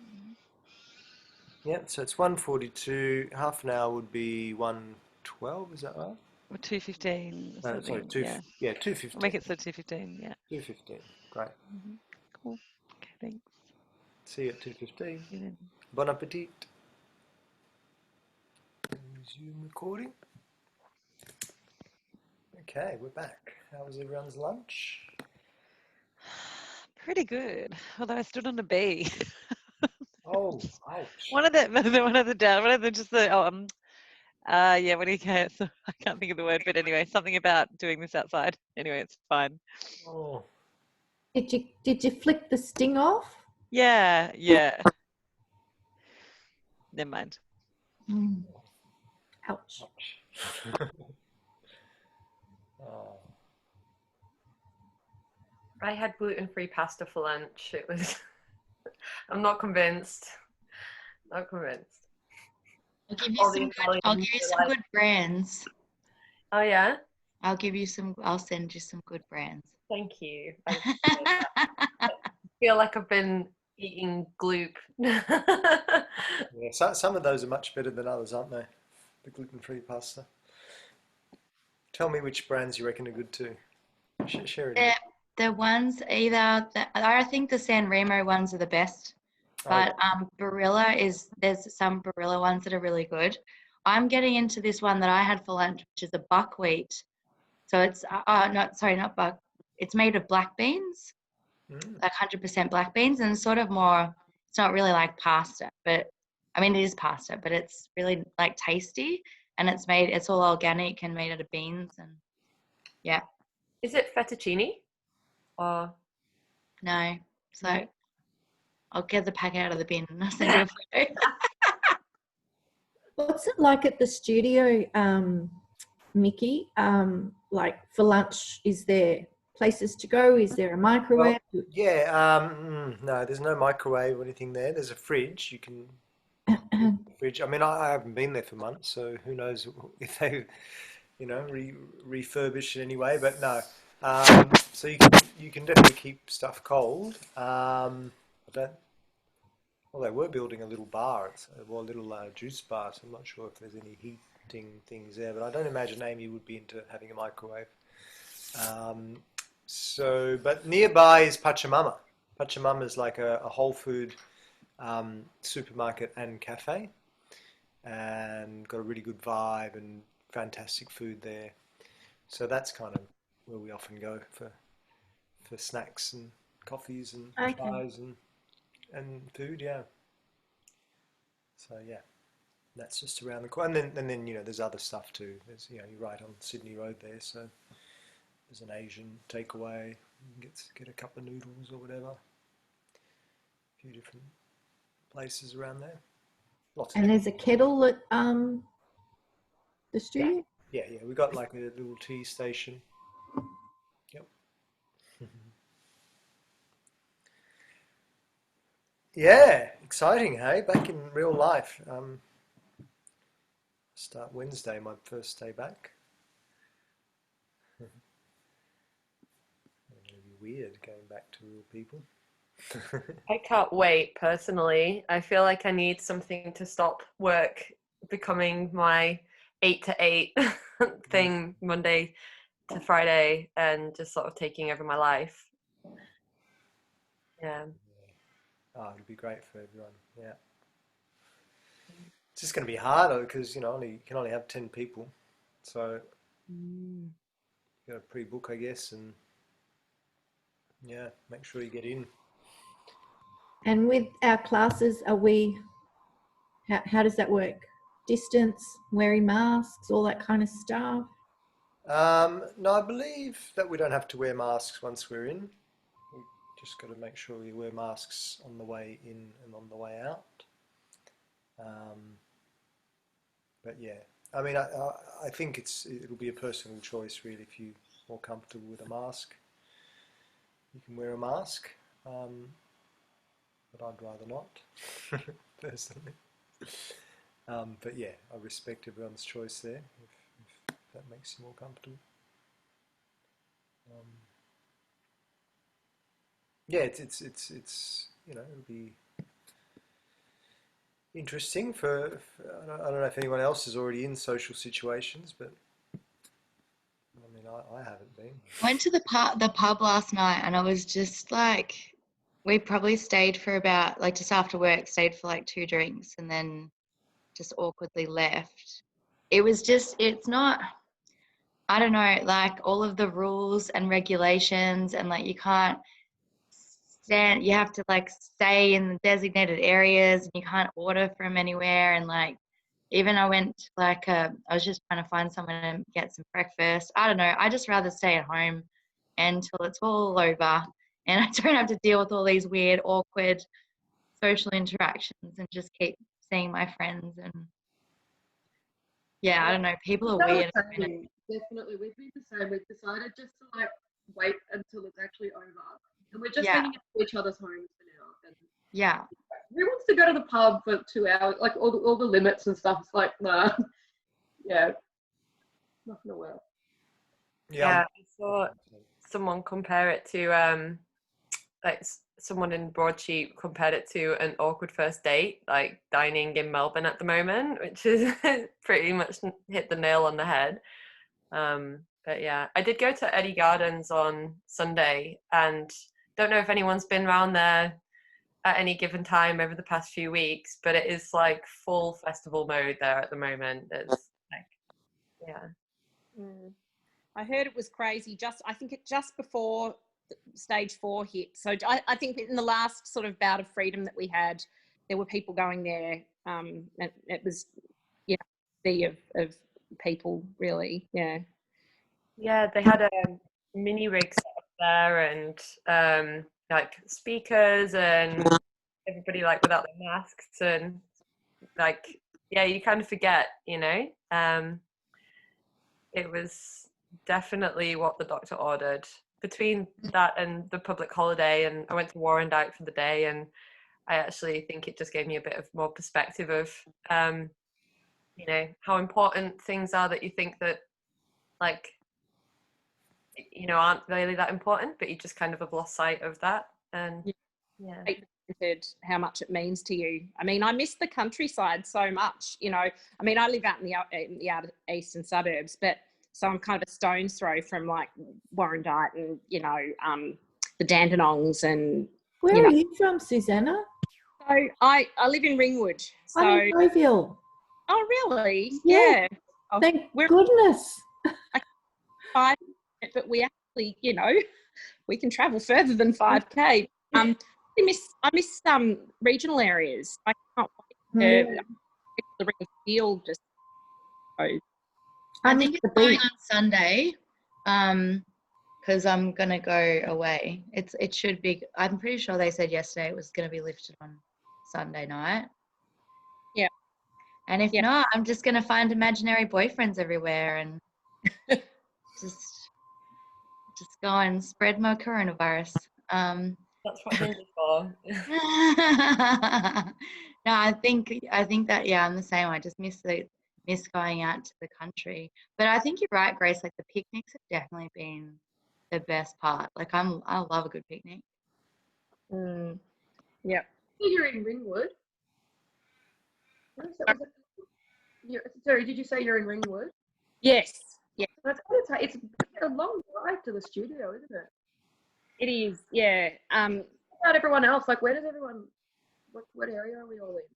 Well, I'm in Rowville, which isn't far from Ringwood. Yeah. So I'm grateful. Good 50 minutes. And actually, the Yellow Wiggle Greg made a song about Rowville. Good. Oh, really?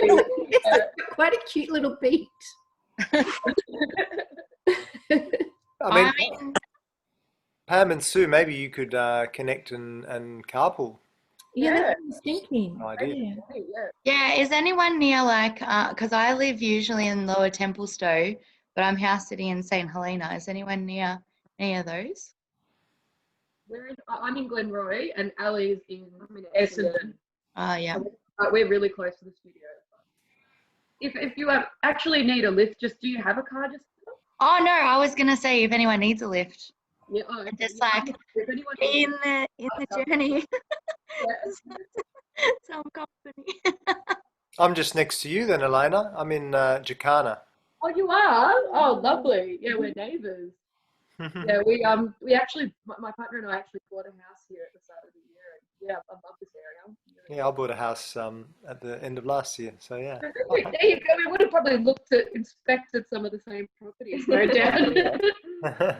How do you spell it? Yeah. Jacana? I've never heard of it. Is it J? Jacana.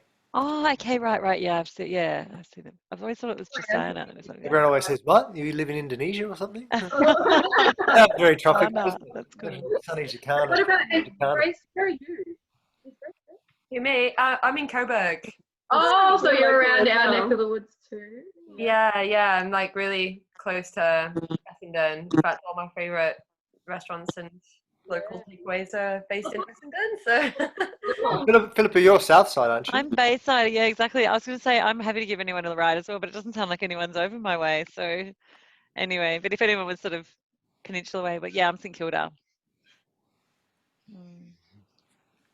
I just can't wait to get on my bike and cycle to the studio. It's like Yeah, that'd be really nice. yeah, over the moon. Little things, isn't it? Sure.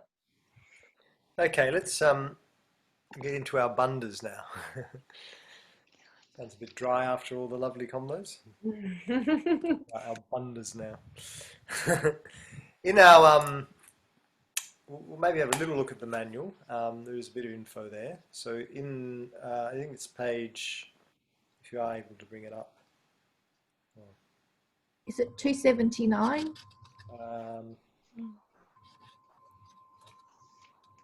266 on mine. 266 where it starts. Oh no, you can't see that, can you? 266. Anyway, it's the heading which says the Bandhas. Maybe 279 is still the Bandhas. Probably there's quite a lot written in here. Yeah, 279 where you've got the Mula Bandha picture. Is that right? Yeah. Yeah, so if you go back to page 260, what was it?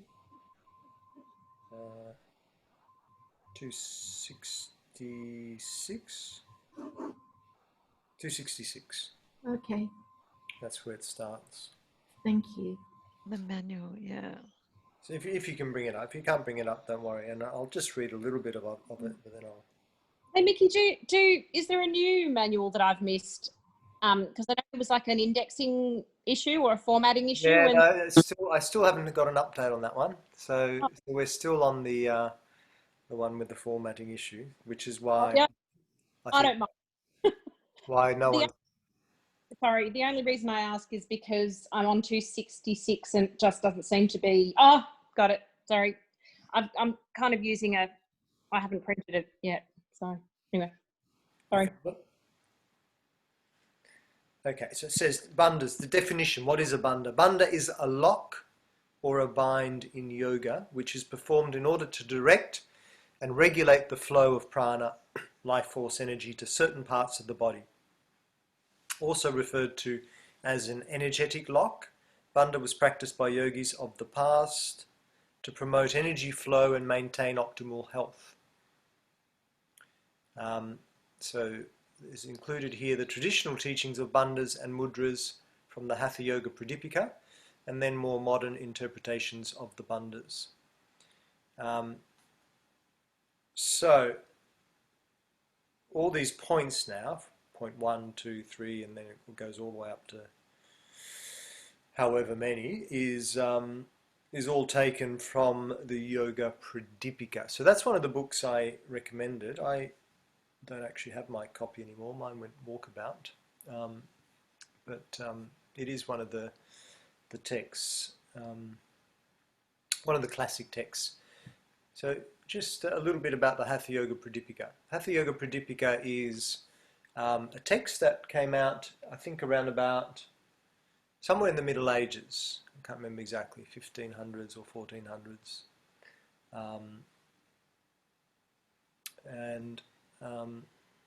If you can remember when we kind of looked at the history of yoga and we looked a little bit at the yugas, that's sort of like, you know, mid-Kali Yuga time, more or less.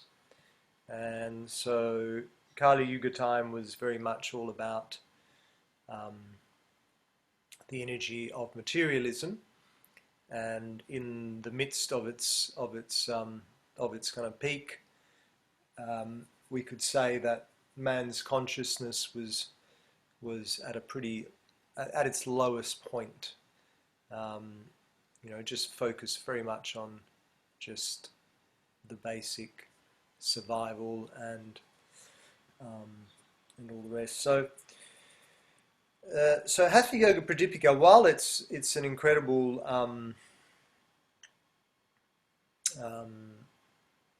source of information, it was kind of like the first book that I'm aware of where a lot of the yoga techniques were illustrated, were described. So I'm talking about both asana, but also pranayams and bandhas and the rest. But because of the audience it was talking to, it's in some ways it's esoteric, but the language is also, it's very old-fashioned, could we say. I mean, all the language is, I mean, it's always written in Sanskrit, so then the translation or the transliteration is also important to consider. And I think the first transliteration of the Yoga Pradipika was from quite some time ago. So, for example, if we read the first couple of points there, it says, as the chief of snakes is the support of the earth with all the mountains and forests on it, so all the tantras, yoga practices, rest on the kundalini, the vertebral column. 2. When the sleeping kundalini awakens by favour of a guru, then all the lotuses in the 6 chakras or centres and all the knots are pierced through. Number 3, Shushumna, Sunya Padavi, becomes a main road for the passage of prana, and the mind then becomes free from all connections with its objects of enjoyment, and death is then evaded. Number 4, Shushumna, Sunya Padavi, Brahmarandra, Mahapatha, Smashana, Sambhavi, Madhyamarga are names of the one and the same thing. 5. In order to therefore awaken this goddess who is sleeping at the entrance of Brahmadwara, mudras should be practiced well. So it's kind of written very poetically, and it takes a bit of effort to decipher and understand what's being said. So saying that, you can go into it, you can dive into it and try to understand or decipher it, and may need some assistance with that. And on that, I'm not going to read through the rest of that because it's quite a lot and we'd be here for quite some time trying to decipher it and understand it. And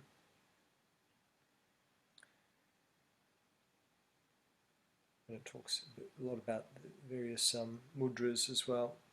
And mudras and bandhas, there's definitely a connection. They are connected.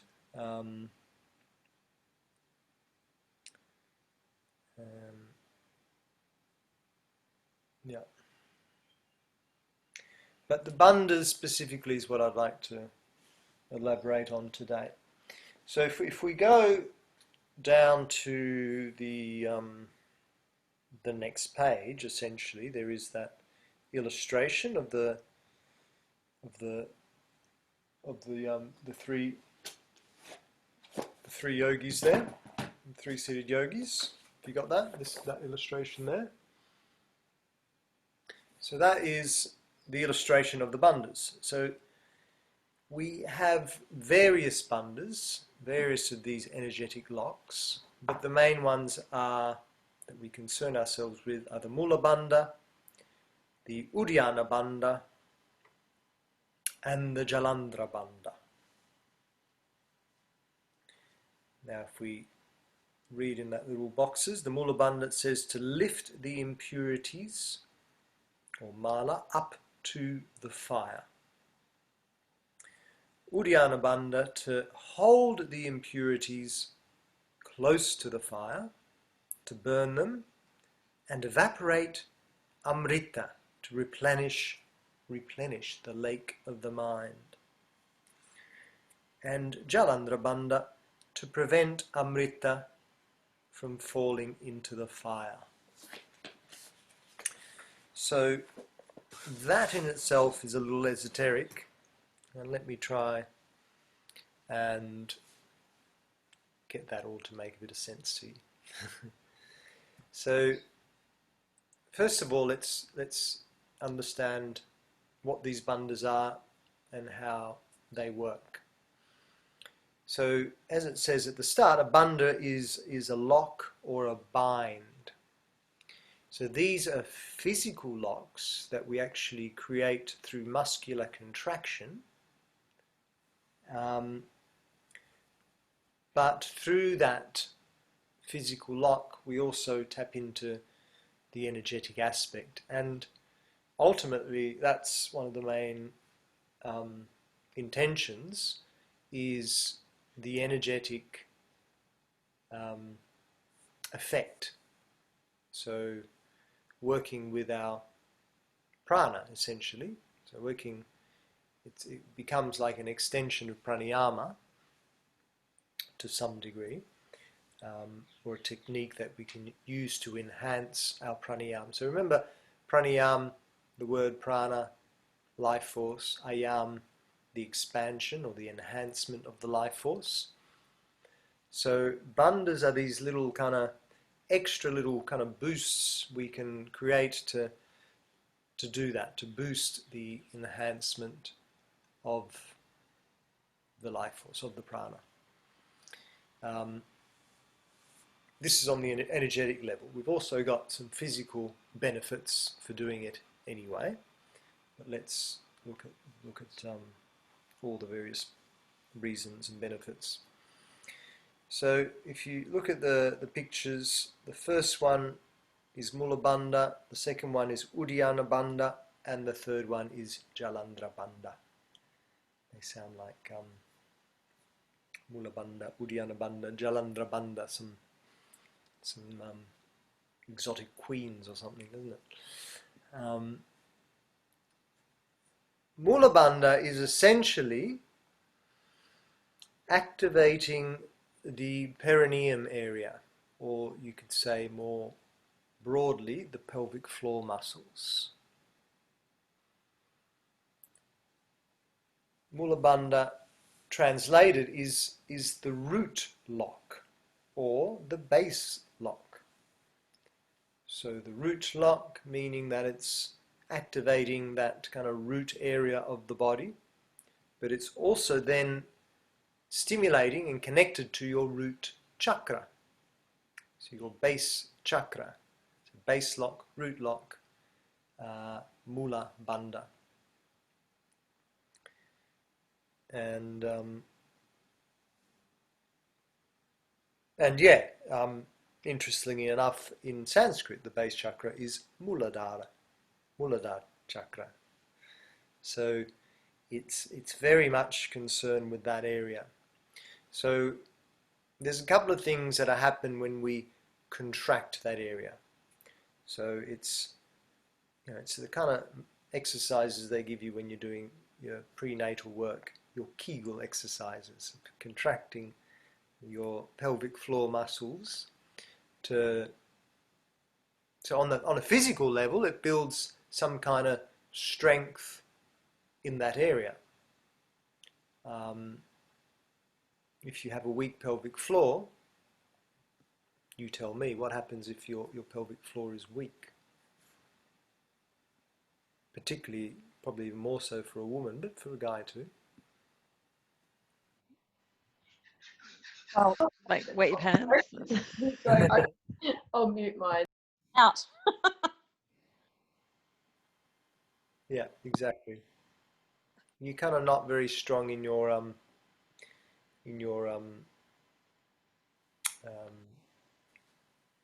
in the functions of the organs below, let's say. So if your pelvic floor is a little stronger, then we're a little more, we've got more control, shall we say, with our sexual organs and our excretory organs too. Now, when we looked at prana last week, what did we remember? We looked at the vayus or the punches, the different aspects of prana. So we talked about in the different areas of the body, you have different qualities, let's say, of prana, of how the prana works and what its function is. So down in that area below is the apana. Apana is the releasing energy, the excretory energy, the letting go energy. So apana is the energy required. So all the functions of the body are somewhat guided by some pranic force. So remember, the pranic force is the charge to complete the action. So whatever action happens in the body, and that's everything in the body needs some kind of charge. So we can liken that charge to electricity. And so different parts of the body have different functions. Down below there is this excretory function happening. We need to go to the toilet to release all our crap, all that we don't need in the toilet. Even sexual energy, to some degree, has an excretory charge. I mean, it can also have a drawing in charge, but definitely when you think about ejaculation, that kind of thing, that's letting go, that's excretory. And then also just the simple exhalation of the breath is also that releasing energy. So releasing, letting go, excretory energy is the energy of apana. So that's the sort of the charge of apana. So now while that's apana and its functions are required to keep the body healthy and to do all its things, there's also kind of a sense that if we're letting go of too much energy, then we're we're bleeding ourselves of our energy. So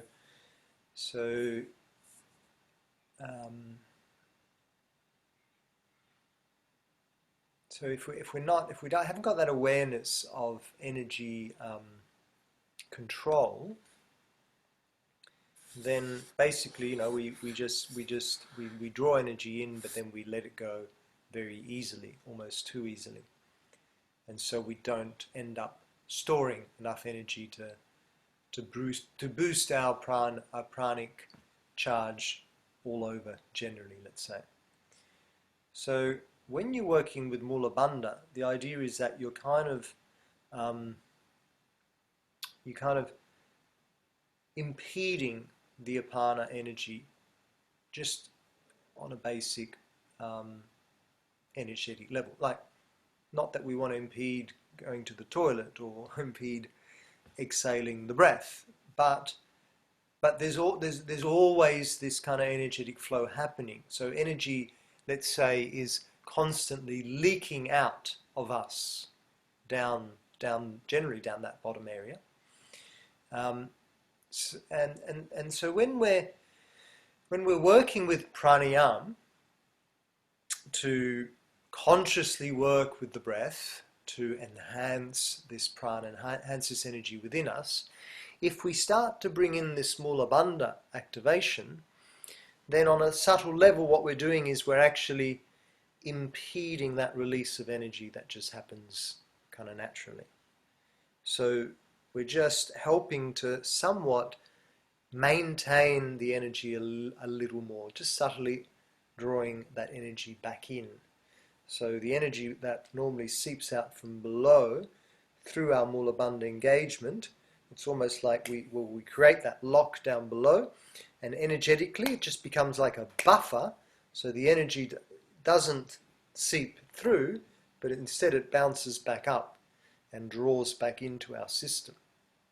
So this is where we're getting, you know, into subtle stuff, but it's also very powerful stuff. So basically engaging the pelvic floor muscles, and this is where it becomes, this is where the practice comes in, because we can just sit here and say, okay, I'm going to engage my pelvic floor muscles. And I mean, I'd like you to try that right now. So sit up, so you're sitting nice and tall. Take a couple of deep breaths, and then squeeze your pelvic floor muscles and just try to hold those muscles squeezed, engaged, for a little while.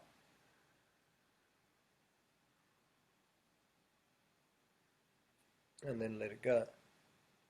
And do you find that it's quite difficult to hold that? Easy to hold it? Yeah. I think it's sort of hard to tell whether or not you're actually squeezing the right things, in a sense. Yeah, good point. You're sort of lifting, yeah, I know it's that sensation of lifting up. But So what do you feel you are squeezing? If you don't, I mean, this is where it gets a little bit personal, I guess, but if you don't mind being a bit personal, what do you feel you are squeezing when you're squeezing down below? What's being squeezed? What areas? I think that I was just saying to Ali, you have to visualize, I think, trying to close, as if it were an eye, the vaginal and anal opening. So just visualize them closing as if they were eyes and drawing in. Because they're not, I don't think you're supposed to necessarily engage the glute or the muscles surrounding that area. I think that it's the openings that you've got to close. Yeah, very, very good, Elena.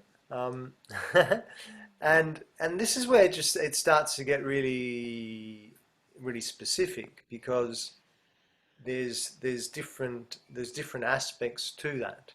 So you could just focus on our sex organs, so vaginas, or for us the the penis and the prostate area for us. And so can we just focus on squeezing that area? And then can we just focus on squeezing just the anus? And working both those areas individually or together is beneficial for those areas, for those actual organs, to make them more effective in what they do. But then, can we also try and not squeeze either of those, but the spacing between them? That's the perineum area, so the space in between. Can we just try to squeeze that area without actually squeezing the other areas? That's where it becomes tricky if you try that, yeah? So it's really building some really subtle sensitivity to those areas, and in a lot of kind of tantric sex stuff, they focus a lot on becoming really really good at localizing and mastering those areas. But essentially the Mula Bandha is actually that space between. That's ultimately what we're trying to engage, is the space between. So initially it often helps to actually squeeze it all. To squeeze the sexual organs, squeeze the anus, and then by and by you squeeze the space between as well. But ultimately we're trying to let go of the anus and the sexual organs and just squeeze that space between. And that's the actual Mula Bandha area. So a good exercise is to actually, and this is one I do in my pranayama practice, is I do it with a kumbhaka, with a retention, but that's just my thing. But take a deep breath in, and then kind of like these Kegel exercises where you squeeze, release, squeeze, release, squeeze, release, squeeze, release, and you focus on all three areas. So you try and just the sexual organ area 10 times, just the anus 10 times, and then just the space between 10 times. And it's it's really hard to just localize those three. But like everything else, something that we practice, ultimately we can become more refined and subtle with building a sensitivity to those areas. So for the purpose of what we're doing, I mean, it doesn't matter. We can squeeze it all to begin with, and that will have the effect that's required as far as the energetic holding, maintaining and boosting of energy. So by all means we can just we do whatever it takes to engage that area. But essentially, that is Mula Bandha. It's the engagement of that area, and as we hold it, there's a certain resistance of the apana. So the apana that's normally moving out is then drawn back in. And so even if it's just momentarily, temporarily, for just a short amount of time, but it's like it's bounced. Let's say it's that apana energy which normally leaks out. It's sort of bounced back in, and it's sort of like just boosted the pranic charge within us. So it's drawn back up, and if you see in that picture, it's pointing to there's like an arrow pointing it back up to this fire. It says here to lift the impurities up to the fire. So the impurities being what we need to release. So the apana is the energy of releasing the impurities, but rather than just allowing the impurities to release through the body, we draw them back up to the fire area, which is around the belly. And so our third chakra is the solar plexus, which is also related to the element of fire.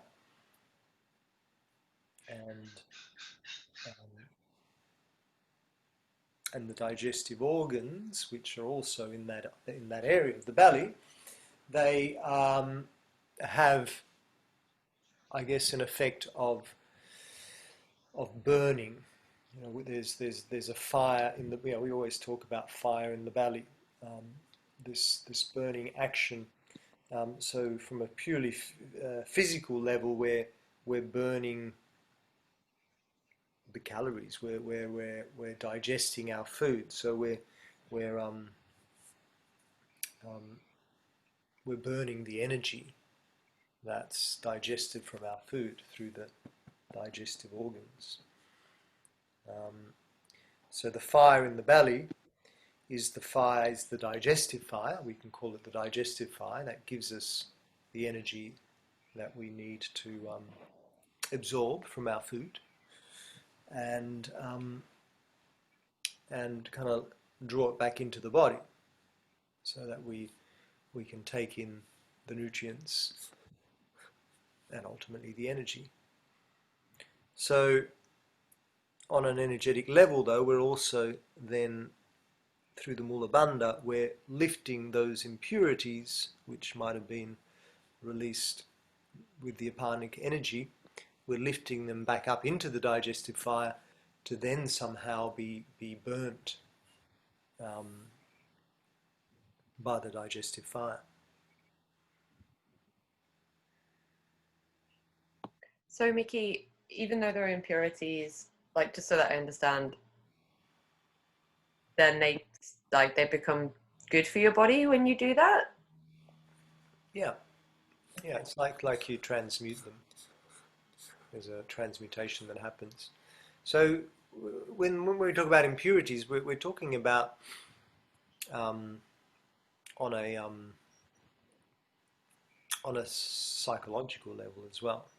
So the impurities of the mind, all our various sort of negative tendencies and you know, all our various egos and negative emotions and all the negative stuff of the mind is part of that impurity. I mean, Sorry, just a question about this, because it seems like there's two purposes then of this. So the first one is to sort of bring in energy and retain the energy, and the second function is to like burn impurities or whatever. Like, is that only for one of them?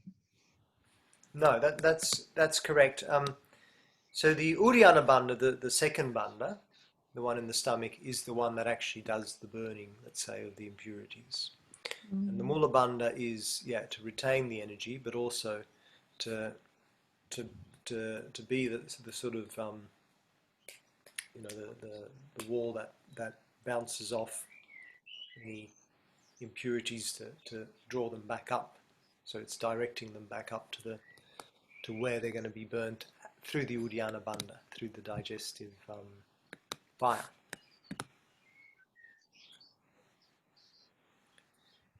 So Uddiyana Bandha, what it says there is to hold the impurities close to the fire, to burn them and evaporate Amrita, to replenish the lake of the mind.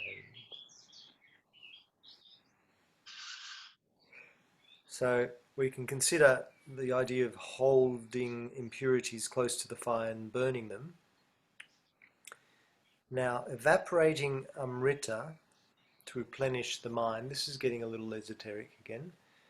Amrita is, we'll look into this in more detail when we look at the chakras, but Amrita is a nectar that's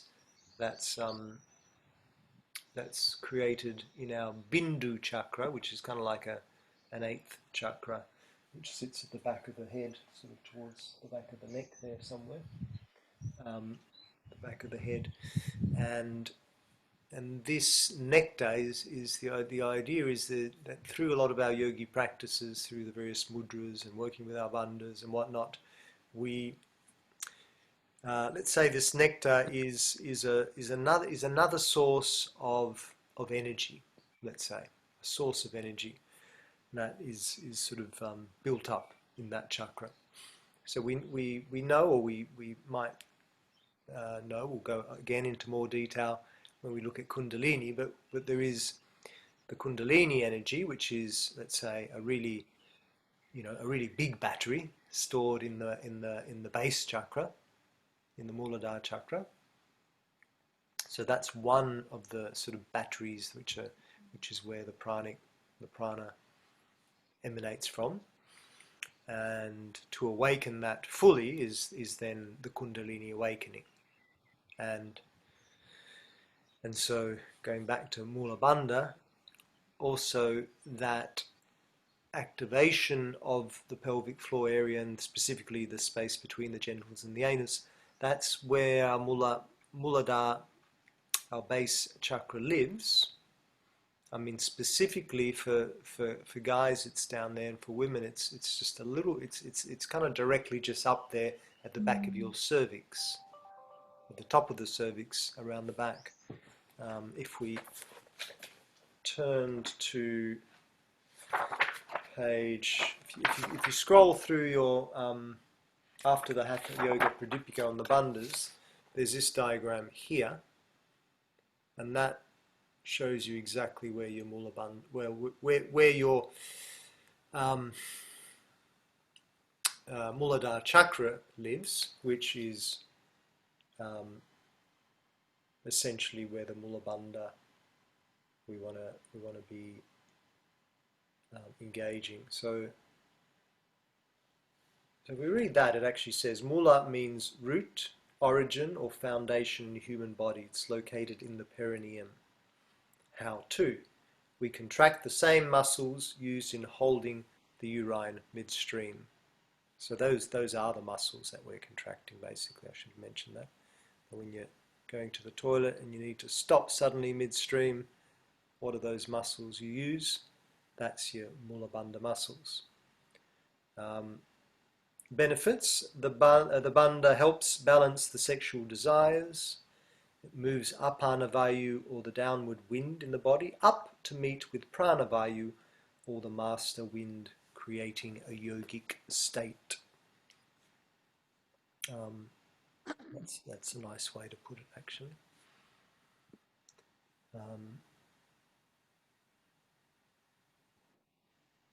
So yeah, so that's the Mula Bandha. And then, so we're lifting energy upwards, and we're drawing that into, sorry, I'd strayed there. I was talking about the Amrita. Amrita is the nectar. Amrita is translated as the nectar of immortality. So it's this nectar that builds in this other chakra at the back of the head called Bindu chakra. And the idea is that if we're able to retain this nectar, then we gain immortality. Now again, this needs to be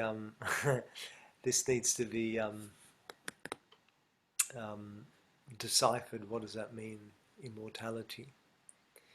Ultimately, immortality in this case means that we gain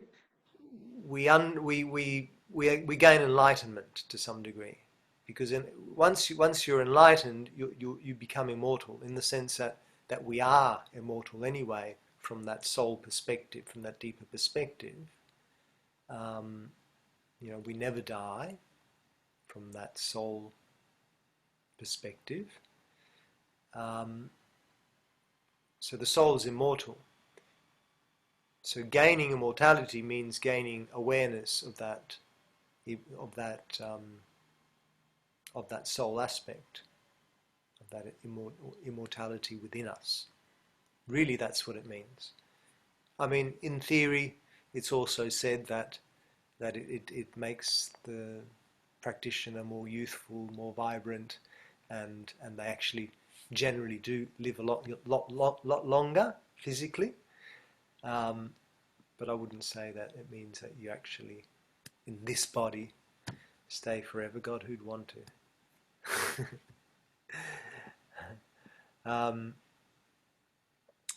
So the idea is that this nectar is constantly kind of seeping down the back of the head somewhere into the throat, and then it's kind of burnt into the digestive fire. And the idea is that through this work, it's not just through the bandhas, but rather than burning the amrita, evaporating it, so lifting it back up. So again, this kind of idea of containing the force, the prana, in this sense, the amrita, the nectar, but again to give us that greater boost of energy and ultimately some kind of awakening. And so the idea is that you're trying to retain this nectar, and so the third lock, Jalandhara Bandha, which is the throat lock, that's what it says there, to prevent amrita from falling into the fire. So the third lock is just to squeeze the chin into the chest like this. So you're kind of like pulling the chin back and drawing it in towards the neck or towards the chest like that. So it's kind of like chin down and back in, and that creates that lock in your throat, Jalandhara Bandha, which then, if you think that if there was literally some liquid dropping down, and we sort of got to get past. Sometimes we think, but literally, I've never felt any liquid dropping down the back of my head, down my throat. So some of these things aren't literal; they are energetic. So we can't necessarily taste them or feel them. Although it is said that you can taste the amrita through certain practices. But the idea is that when you create that lock there, you prevent the amrita from falling down. So again, it's kind of keeping it back up into the head. You got that fire burning, which helps to then evaporate that up, and you retain the nectar of immortality. But also just purely from a sense of, okay, I'm going to work these three bandhas together now. And when I work them together, they've got a specific name. They're called the Maha Bandha, or the Bandha Trayam. So the three, Trayam is three. So working the three bandhas together, or Maha Bandha means the great lock, or the great seal, the great bandha. So it's 1, 2, 3 all together. So we can work them all individually as their own little practice for their own benefits, but we can work them all together as one thing. And when we work a practice of drawing them all in together in one exercise, and we usually do it with sort of as a pranayama practice in itself. So we'll take a deep breath in, all the breath out, and then without breath. So here we start to bring in our kumbhakas. So no breath, we engage our Mula Bandha, we draw the Jalandhara Bandha in, chin in towards the neck, and then we also engage the Uddiyana Bandha, which I haven't described yet. I'll get to that in a sec. But 1, 2, 3 bandhas all together, and we're holding there for a few seconds, as long as you can, because you're not breathing. Yeah, you're holding without breath. And what that's doing is it's like this sudden kind of whoom, from below you're drawing the energy in, down. From below you're drawing the energy up. From above you're drawing the energy down. And from in front you're drawing it in. So it's 1, 2, 3 directions of compressing somewhat the energy into the solar plexus. And the solar plexus is also, we could say, one of the storehouses of the prana, of the energy. So it's like this compression, energetic compression into your solar plexus, which is kind of like this energetic compression which boosts your battery there, your battery at the solar plexus. So you're charging up your prana just by working all those three together, giving it a good pranic compression. and charge. And it's actually a really, really powerful technique. It boosts your energy, boosts your prana. So this is one of my practices that I incorporate into my morning pranayama practice. I work my Mahabandha 3 times to boost the energy, boost the prana there. But back to Uddiyana Bandha now. So Uddiyana Bandha is the abdominal or stomach lock, yeah? So it's the drawing. Uddiyana Bandha, the technique is to draw the belly in. So it's like you're kind of sucking the belly in and under the rib cage. You're trying to, yeah, like you're drawing the belly button back into the spine as best you can. So that when we work this, and it's at most effective when the breath has been exhaled out of the body. So if you think about when you breathe in, you expand the lungs, and often the belly expands too. Let's say we're breathing our full yoga breath, everything's expansive. You know, we've drawn breath, we've drawn prana, we've drawn energy, oxygen in, the body's expanded, yeah? So if you're expanded and then you suck the belly in, there's so much you can go because you're full. But if you've breathed out, release the breath, use the apana energy to release the breath, everything's out, so you've emptied out. So you just see my body, how after my exhale I'm empty, my inhale I'm full. So exhale, I'm empty. When you're empty, you can be more effective with this Uddiyana Bandha. So if I then engage this Uddiyana Bandha after my exhale, I've emptied out, so I can go a lot deeper into that kind of drawing in of the belly and towards the spine. And so here, when we do that, drawing the belly in towards the spine, you know, what are we actually compressing in here? What's going on in this area? Your organs? Yeah, all my digestive organs, aren't they? They all live in the belly, in that area, below the rib cage, above the hips. That whole area there is my digestive organ area. So if I'm drawing my belly in towards the spine once I've emptied out, so I can get it really in nice and close, what's happening to my organs? It's sort of getting massaged or compressed or something. Exactly. Yeah. Getting a squeeze. Yep. Yes. Squeezed, compressed, massaged. So on a very just basic physical level, compressing, squeezing, massaging the abdominal organs has got to be a good thing, hey? We're actually stimulating those organs that often get a little sluggish maybe, or a little, you know, like not working necessarily effectively and so on. When they talk about breathing in like the energy and not losing it, but then you're exhaling, isn't that like letting stuff out? Yeah, good point, yeah. I know I'm being like nitpicking. I'm not. It's just helpful for me to understand stuff. If it's all of that, yeah. Yeah, no, that is a good point. And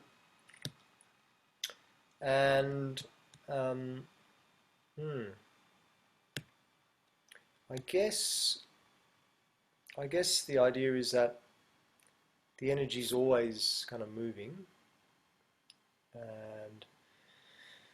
and yeah, in some way it makes logical sense that if you're exhaling, that's when you'd want those bandhas to be engaged. And when we come to using the bandhas in our pranayama practice, then very often Mula Bandha is encouraged to be engaged through the exhale. So it's often the retention where you're maybe engaging all three. And then on the exhale, you might just keep the Mula Bandha engaged to create that extra sort of resistance so that the apanic energy doesn't release. Yeah, good point. However, saying that, even through the retention, even if it's after an exhale, we still can consider that some prana is in the body and moving about somewhat. And so through those actions, we're just helping to stimulate it some more. But yeah, good point. The problem is, as far as the Uddiyana Bandha goes, just as I was illustrating, it's harder to be effective in that really deeply and strongly on a inhale retention. It can be done. And again, so there are pranayams. So when you work, for example, a Bhastrika pranayam, which you don't know yet, or maybe you do, but we'll address that in pranayam next pranayam lecture. But Bhastrika rhythm is a kind of a fast breath, and then at the end there's an internal retention. So we hold the breath in.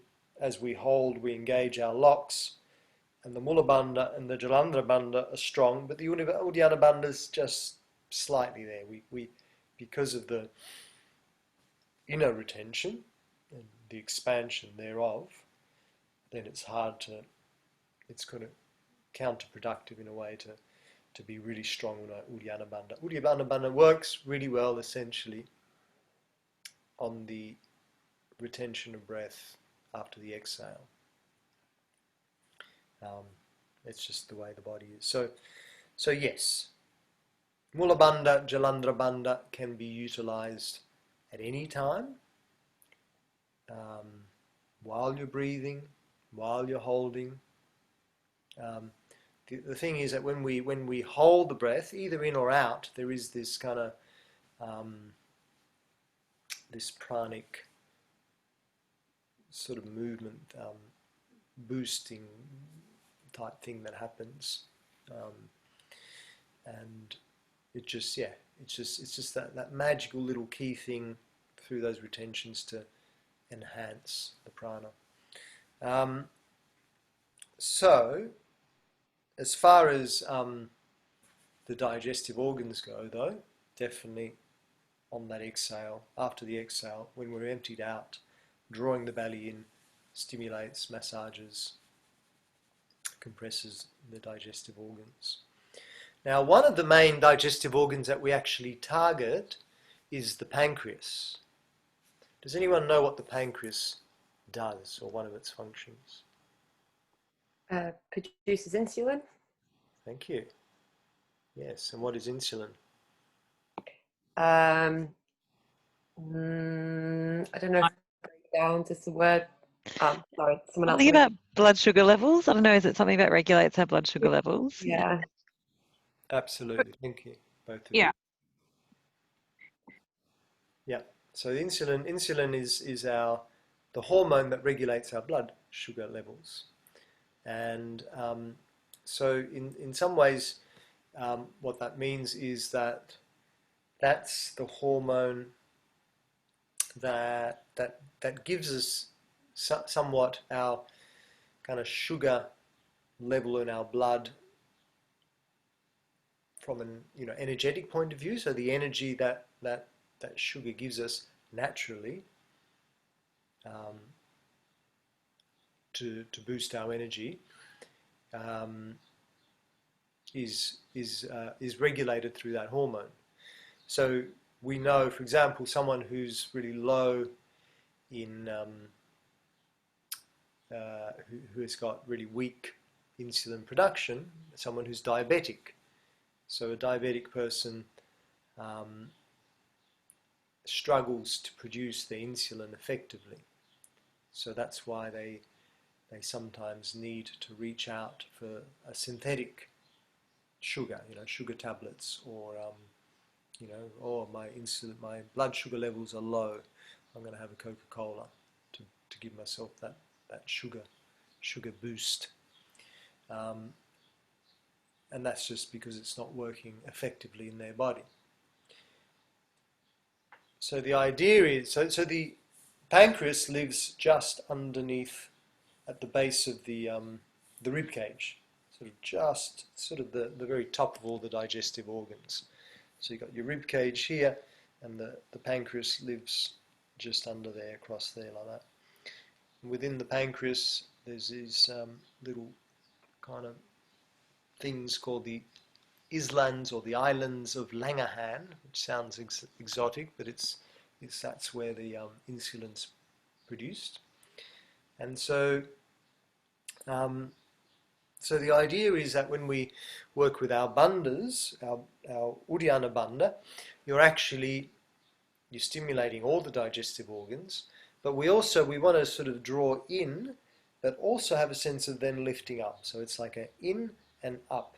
So it's almost like you're drawing the belly in and then tucking it up and under the rib cage. And that effect there presses into your pancreas. So it stimulates the pancreas, and it gives it that extra kind of boost then to be able to produce the insulin more effectively. So a lot of our yoga practices work on the endocrine glands, and I'll go into detail with that at some later time. But the endocrine gland system of the body are the glands that produce the hormones that regulate all the various functions of our body.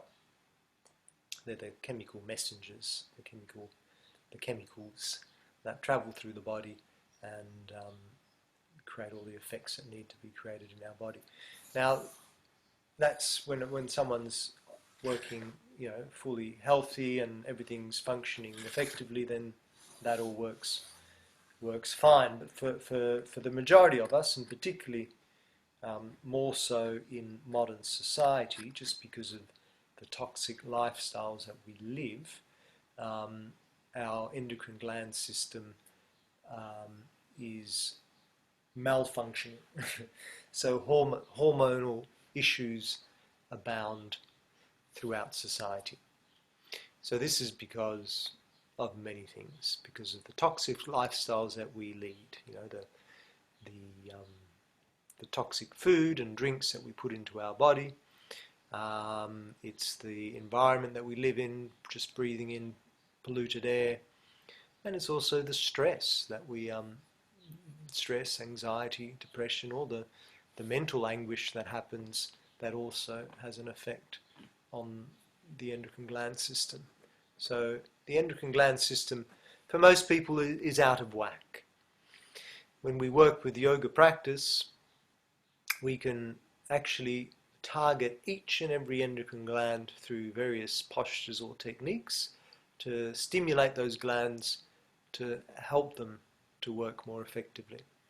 And so for some of us, the glands are in overproduction of hormones, and for some of us, they're in underproduction of hormones.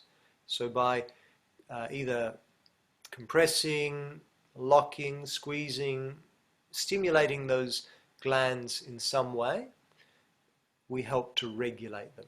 So it's not like you're necessarily boosting the production of hormones. You may be lowering the production if there's too much coming out, if they're being in overproduction. So it just depends on what's out of whack, what's your imbalance. Are you producing too much, let's say adrenaline? Adrenaline's one of the hormones from the adrenal glands. You've got too much adrenaline constantly pumping through your body, or have you not got enough? And so we all need some adrenaline to move through the body. But yeah, so through the practice of yoga, we work on balancing out the hormone productions. Now, there's a specific style of yoga, which is what I actually studied when I first did my teacher training, called Gita Yoga, and I put it on your book list as something that you might be interested in to check out. I think it's not that expensive, maybe $30 or something to order online, but it's a book called Yoga for You, the Gita Yoga in Theory and Practice. Now, if you do look up this book, it won't look like this. It's got a green cover now, not a blue one. But the the really unique thing about this yoga practice is they look at that in great detail, of the various endocrine glands of the body, and how different postures. So if you see this picture here, all the various postures or techniques work on all the various endocrine glands of the body.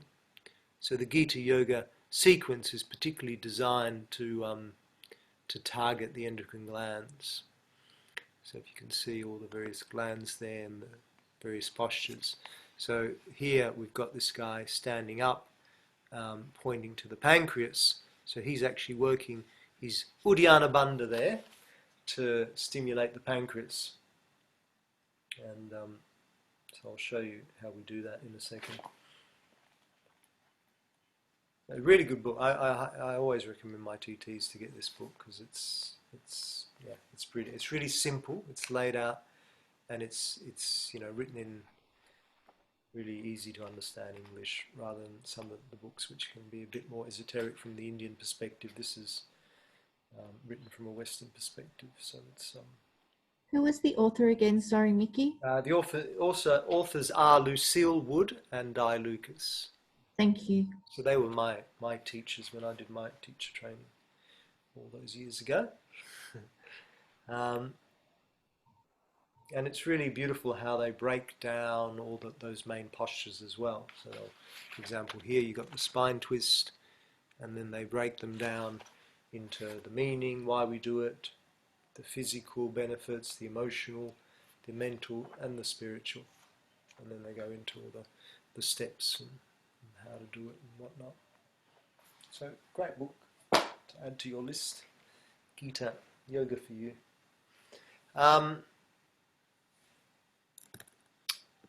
So, where were we? The 3 bandhas.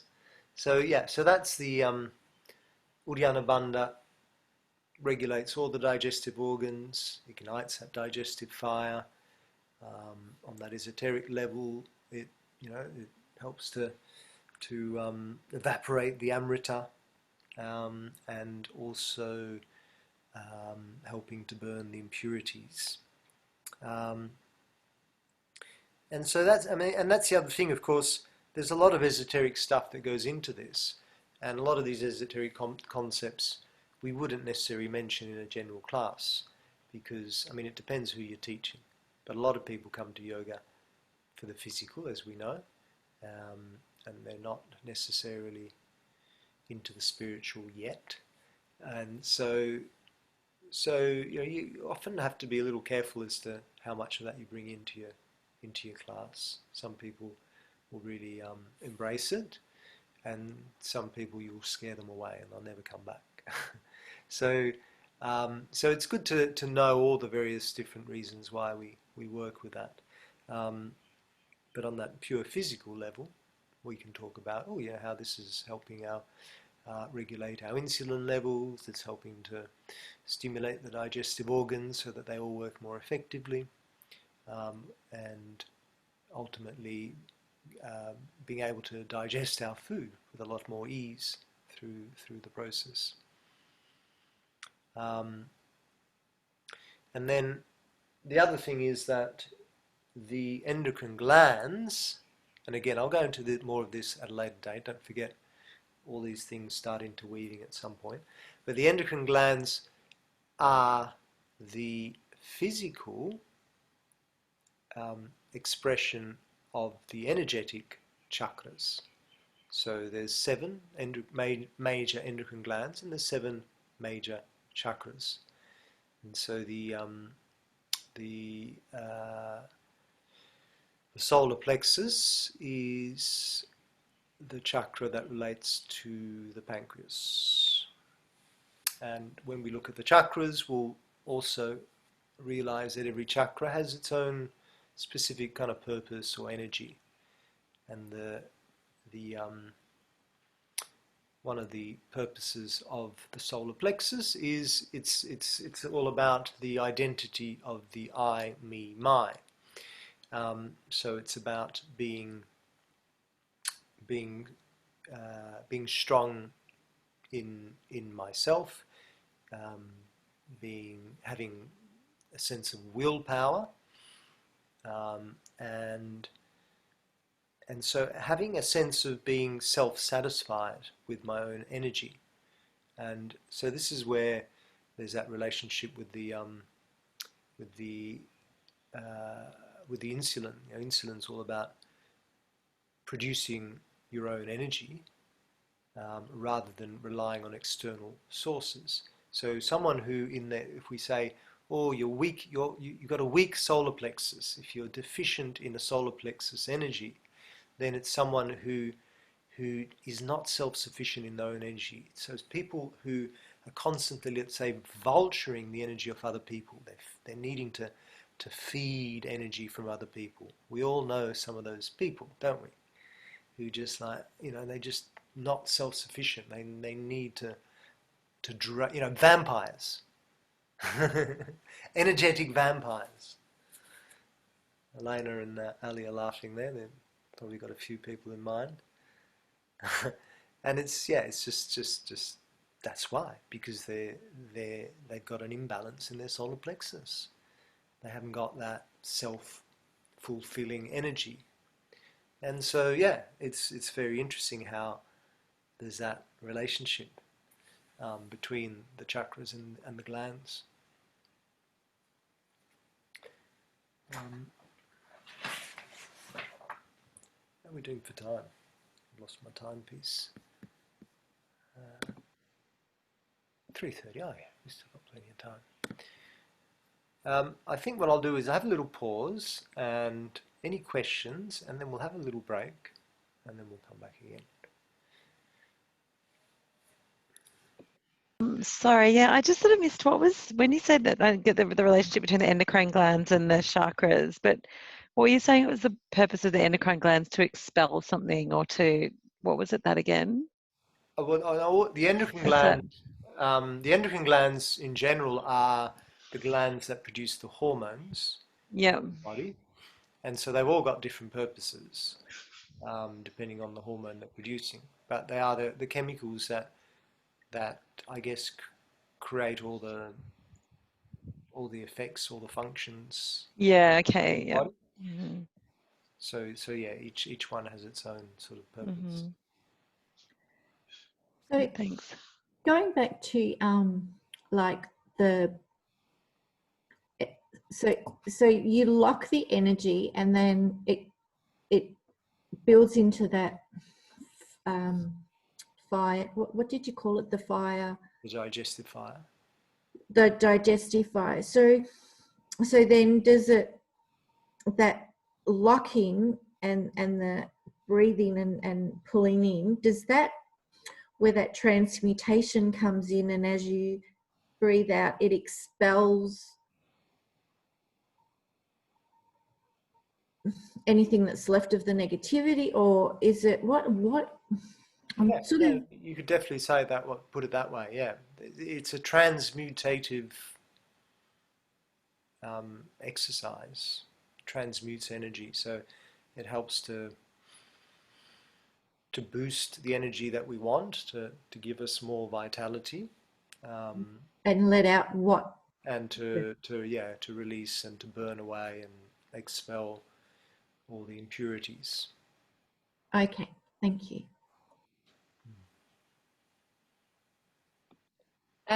With the bandhas, we've spoken before about how energy sort of flows through the body at various different types of the day, and that's something that you can sort of see in Chinese medicine, etc., etc. So is there like a particular time of the day that you feel it's more relevant to do the bandhas, or do you think it's something that you could sort of do at any given time? Yeah, good question. So generally speaking, early in the morning is best time.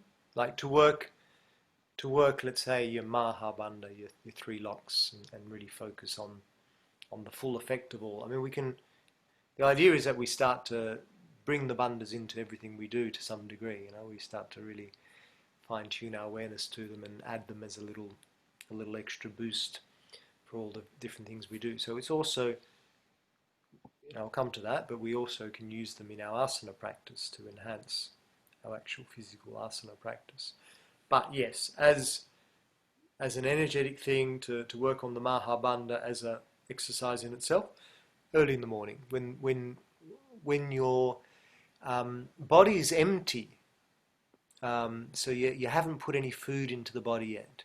You've woken up, you go to the toilet, you expel any of yesterday's products still floating around, and then you drink some water maybe, and then you go and practice your pranayama and with your bandhas. And also from that TCM perspective, I'm pretty sure 5 to 7 a.m. is one of the intestines. Don't quote me on that, but from memory, maybe. I think it's one of the intestines is where the energy is focused on. 7 to 9 a.m. it's the stomach. So I think either of those times would be useful to actually have a greater effect.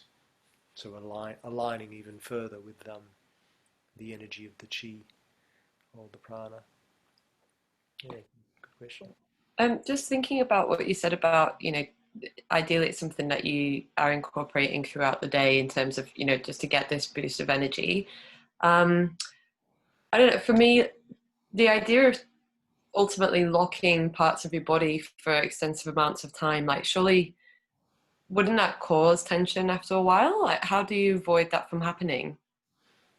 Yeah, no, I didn't mean that you actually like holding it all day long kind of thing. No, I mean just, well, I mean, because I personally have dealt with, like, if anything, might be TMI, but my pelvic floor tends to be too tight rather than loose. So it means that things like I need to pee like 3 or 4 times before I go to bed and things like that, and so I feel like having had to like go through the opposite of like loose, just relaxing a lot of those things. It's like I'm just sort of struggling to get my head around it a bit, I guess. No, good question. And look, I think that's you kind of answered your own question in a way there. That the idea is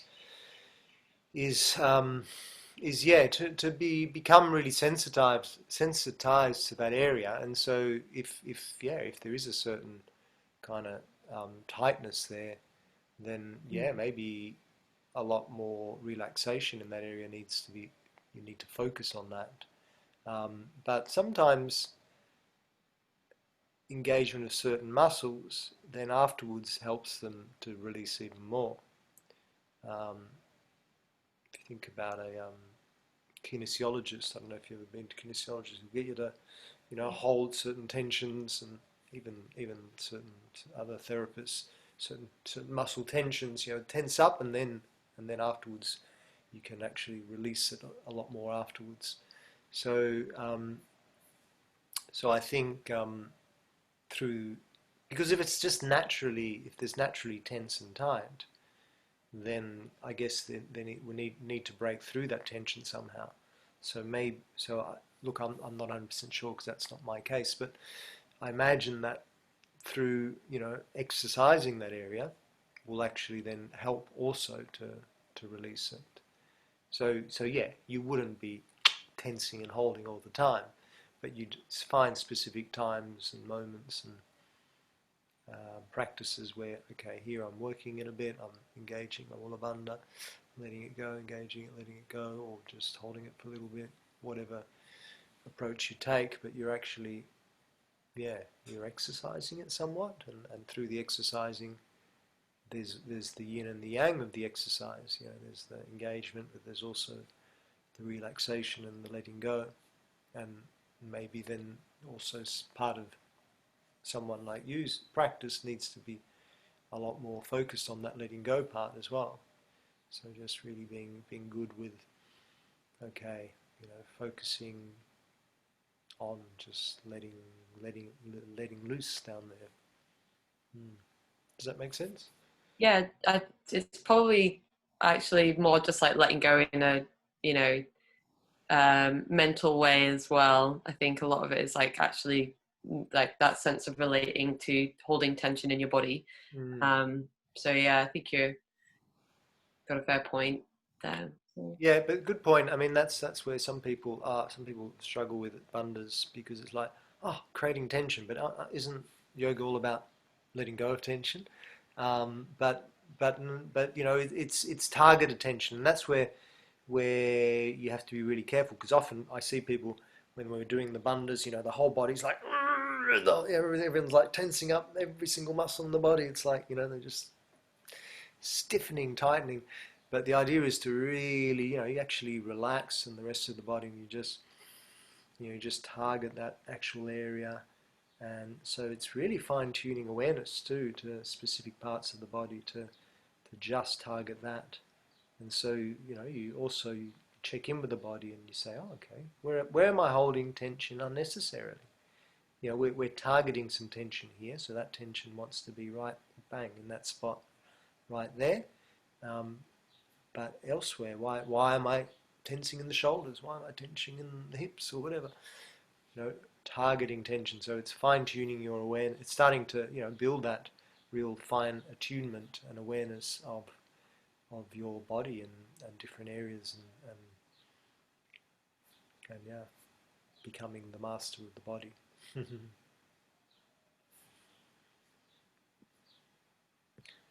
Let's have a little breakies, shall we? And come back about 5-2, so 8 minutes. It's 3:47.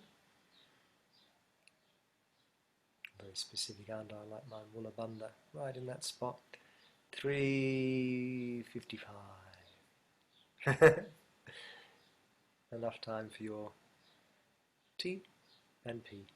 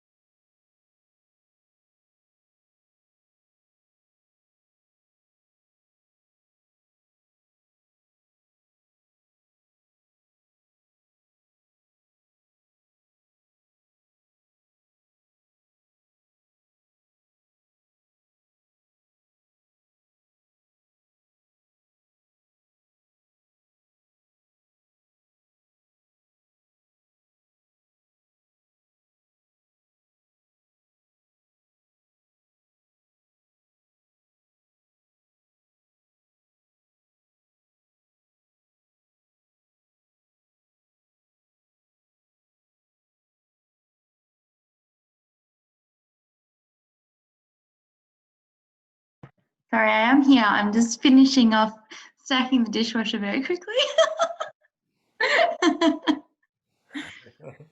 I'm house sitting my parents' house, and because my parents moved to Phillip Island because Dad's been working from home and Mum got fired. So they have like this very clean, like everything has a place kind of house. And so I always get anxious, even though they're not here. I'm like, oh, Mum's gonna get really annoyed. Like, I don't know. It's just like, so I'm just gonna quickly finish. But I'm here. I'm just. No worries.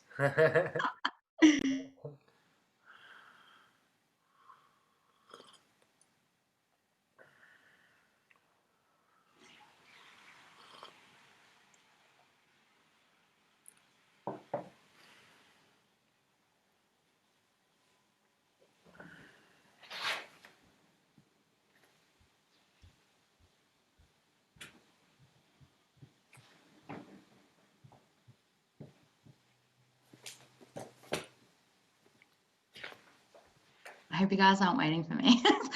Like, just start. No, I'm all finished. good. Let's have a quick read through that part there, because I think it does have some interesting info. So if you can turn to that page there, you know, where the Mula Bandha pictures are.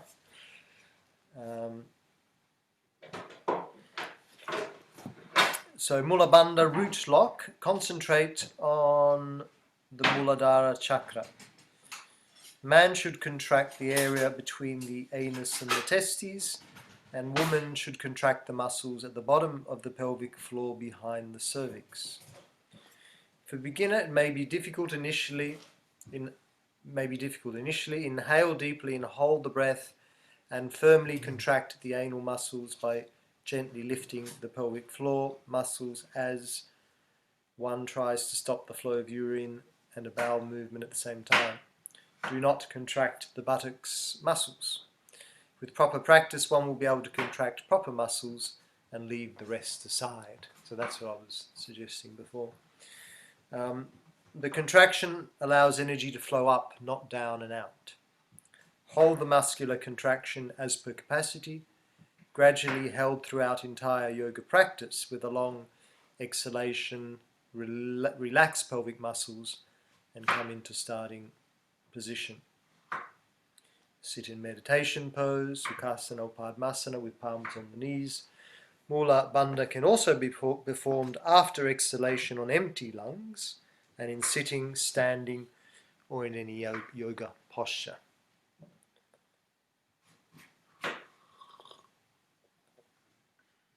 So benefits. Mula Bandha gives strength and increases stability of pelvic muscles and spine. It stimulates the pelvic nerves and helps to tone urogenital, excretory systems, endocrine system, and intestinal peristalsis. It helps to relieve from constipation, hemorrhoids, asthma, bronchitis, and arthritis. It helps to improve appetite and circulation. It also helps to calm, relax the mind, and relieve from frustration and depression. Mula Bandha activates and purifies the Muladhara chakra, helping to awake Kundalini Shakti. Mula Bandha increases muscular control of the pelvis and thus helps with problems of premature ejaculation. It helps to give more pleasure during sexual activity. If Mula Bandha is performed during pregnancy, it helps to prepare the muscles for easier delivery. Use of yoga posture with Mula Bandha helps to gain greater stability and balance to the pose. So there's a moment where I'll pause, and that's something that you might have had your teachers before in a vinyasa class, maybe say, and engaging our Mula Bandha while we're in this pose. So if you think about the idea of energetically containing energy in a pose, but also physically, when we're engaging that pelvic floor area, that's helping to get into our inner core. So in a dynamic yoga posture, it's generally really useful to engage our Mula Bandha, and particularly also with back bends. You know, with back bends, if you think about this idea with a back bend, we often want to avoid compressing too much into the lower back. So think about, if you're just sitting up now, and if you just kind of, without Mula Bandha, just kind of do a little back bend from there, bend into your back, and just feel how that feels. And maybe, you know, specifically tune into the compression into the lower back, and then come back to neutral, and then do it again with your Mula Bandha. So now if you engage the pelvic floor, and then you create the back bend,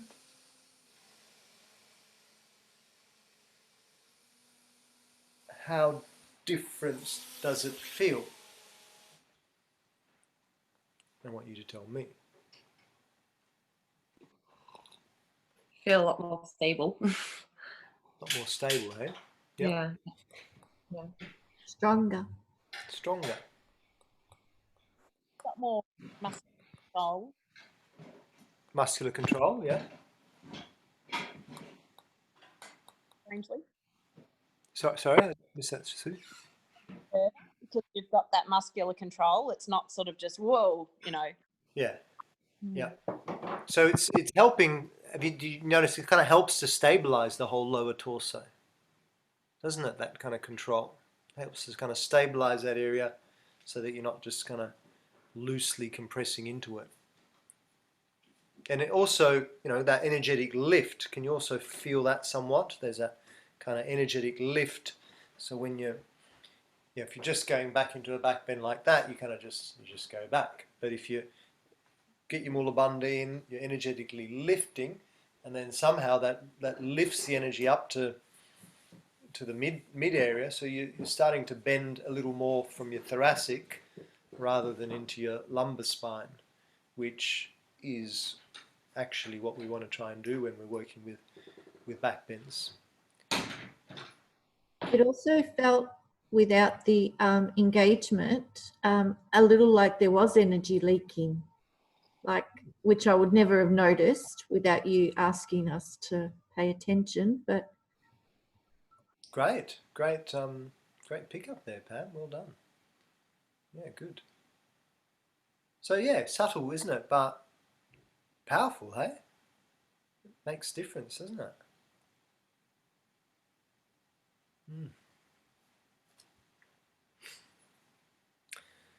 Uddiyana Bandha. So if we continue reading in that little booklet, and you should be up to that page. I hope it's the same with you. I'm reading on the old. Doesn't have that picture for you? Oh, sorry, you're missing out then. But that's a great picture to illustrate your Uddiyana Bandha. You see? His stomach's kind of almost inside out there. So he's got a really great Uddiyana Bandha going on there. Uddiyana Bandha can be performed in standing and sitting position also.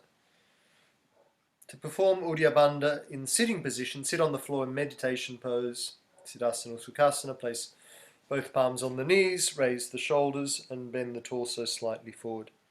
To perform in standing position, stand on the floor with legs apart from each other, bend forward and place both palms on the knees, bend the knees slightly. Concentrate on the Manipura chakra, the solar plexus chakra, and take a deep breath. Exhale, and holding the breath out, we lift the diaphragm, pulling the belly in and up and under the rib cage. Hold the position for as long as is comfortable. Take a deep breath and relax your abdominal muscles and come to the starting point. Repeat procedures per capacity. So here in the Gita book, there's that position there, the standing position of working your Uddiyana Bandha, sort of in that kind of position. Yeah.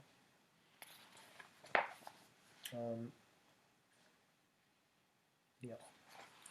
Benefits. Uddiyana Bandha stimulates digestion, intestinal activity, increases metabolism, helps to relieve from constipation and indigestion. It helps to relieve from stress and lethargy. It stimulates the adrenal system and other abdominal organs. As it stimulates the pancreas, balances the insulin secretion, thus helpful in diabetes. It helps to strengthen the immune system. It helps to activate Manipura chakra. It helps to tone the abdominal muscles, decreasing belly fat. So that's our Uddiyana Bandha. And then the final one is Jalandhara Bandha. Jalandhara Bandha, the throat lock.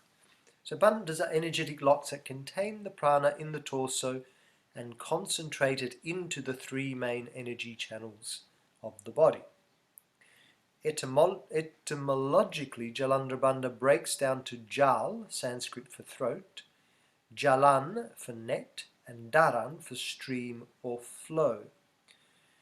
Jalandhara Bandha is the lock or hole that controls the flow of energy in the neck, throat, and chin.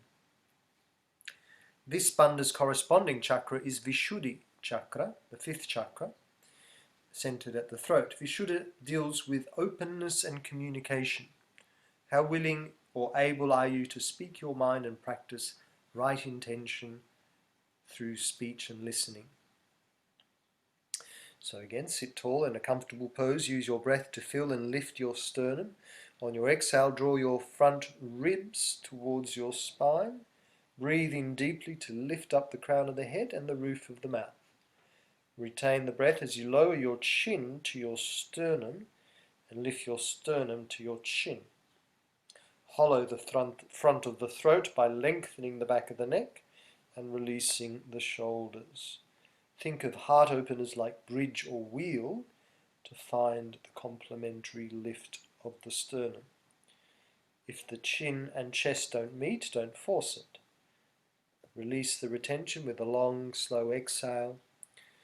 On empty, float the chin off and away from the chest. Benefits: it helps to stimulate and regulate function of thyroid and parathyroid glands. So they're the glands that live in the throat. It helps to improve metabolism. It helps to increase ability to retain the breath for a long time. It helps in other throat diseases. It helps to relieve from stress and lethargy. Helps to activate Vishuddhi chakra, which is the throat chakra.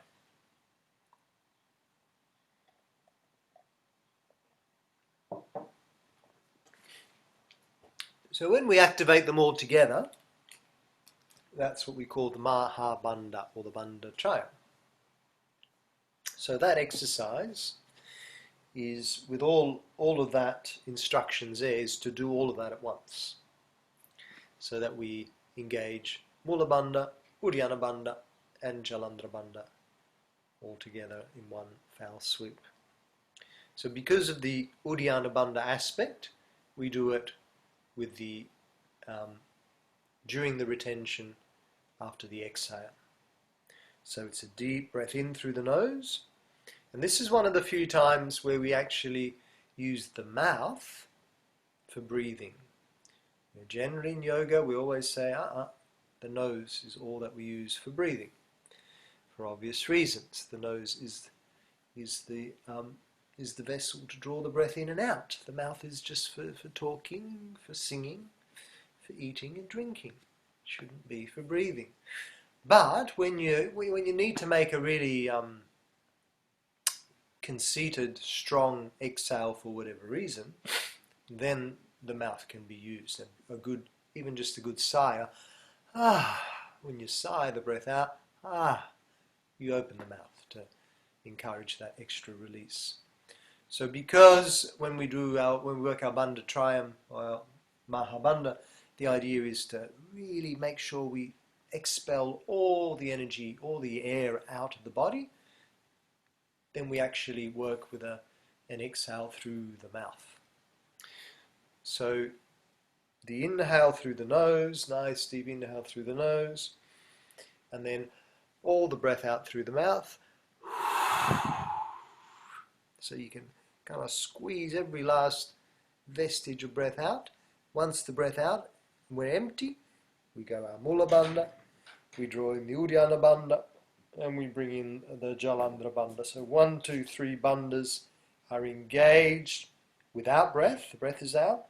We hold there with that idea of boosting, compressing that energy into the solar center. Hold for as long as you can. When you need to breathe again, now this is where it gets really tricky and sensitive. You inhale again through the nose, but your immediate reaction would be to just kind of let go of the bandhas and breathe in. You're kind of, that kind of thing. And that's where you've got to become a really self-controlled yogi or yogini, where you actually keep those bandhas engaged as the breath comes back in, so that you're still, because if you just suddenly let go of the bandhas, there is this sense of energy dissipating. So we want to still be controlling that energy. So we're not just suddenly letting go of the bandhas, we're inhaling again, the bandhas are still retained somewhat. Once the breath is in, then we can just kind of slowly release those locks. Just let them go nice and gently. And then we can just breathe normally without engaging the bandhas. So let me show you myself doing it, so you get an idea of how it looks on a body. I'm going to show you my stomach too, so you can see it from that point of view as well. Not that I'm quite like that guy in the picture, but close enough maybe. So, so remember, I'm going to breathe in deeply through my nose. I'm going to exhale all the breath out through my mouth. And then with the breath out, I'm going to work my Mula Bandha, Uddiyana Bandha, and Jalandhara Bandha. I'm going to hold for as long as I can without breath comfortably. When I need to breathe again, comes back in through my nose, still retaining the bandhas as it comes in. Once it's in, then I slowly release the locks. So here I go.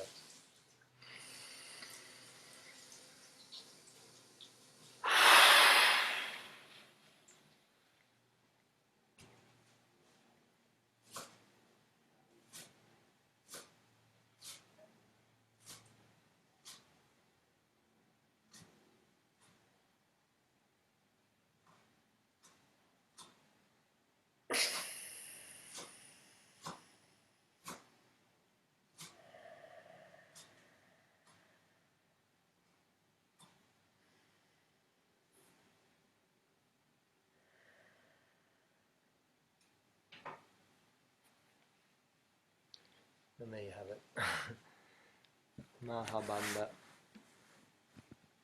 the great lock. Sorry, Mickey, can you just explain the last bit again? You hold it. I'm confused. When do you exhale, inhale? Sorry. So you're ready to. Sure. So you inhale the breath in first of all through the nose. You exhale the breath out through your mouth. So that's where we let go. We empty out completely. So we then, on the emptying, we then engage our locks. Yeah. So we've emptied out. We're holding without breath for as long as we can with our locks engaged. That's the kind of boosting time, yeah? So I've breathed in through my nose, all the breath out through. So I kind of, there's the tendency to want to lean forward to expel, which is fine. But once it's out, bandhas are engaged, base lock, stomach lock, chin lock, hold without breath for as long as I can. When I need to breathe again, because remember the breath is out, so the next time, when I'm like, need to breathe, time to breathe, I allow the breath to come back in through my nose, but still holding the locks while I breathe in. So I breathe in, And like basically towards the end or at the end of that inhalation, I start to let go of the locks. So then as I'm exhaling, after that breath has come in, then I can fully release those locks. Thank you.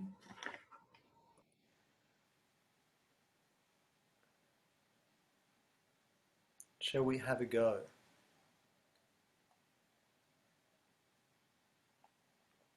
So I'll guide you through it.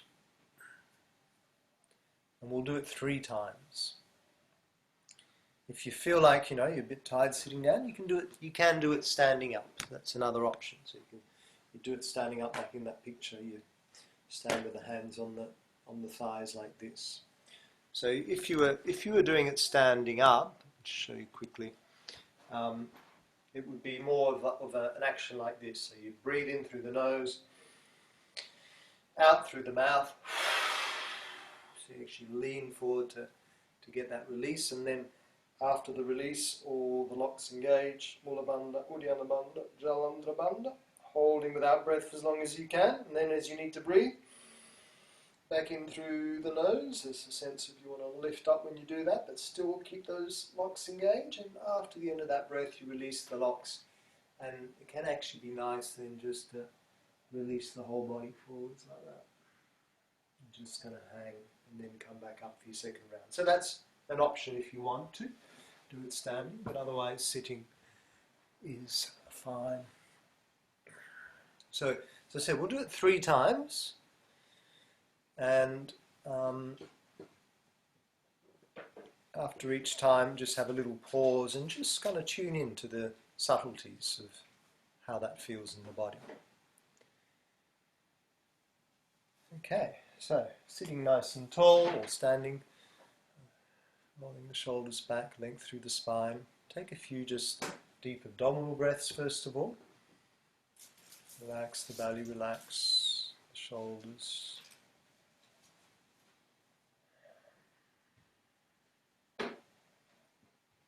And then ready to work out Bandha Trayam, the 3 locks.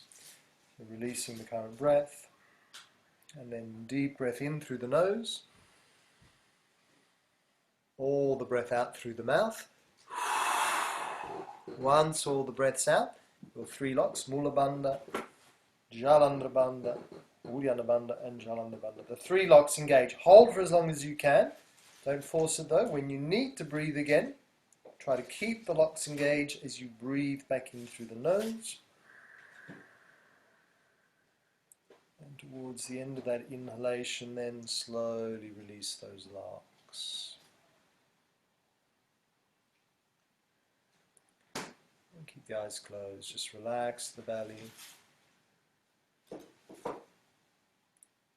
Visualize that energy at the belly, the digestive fire being ignited through the practice of Uddiyana Bandha.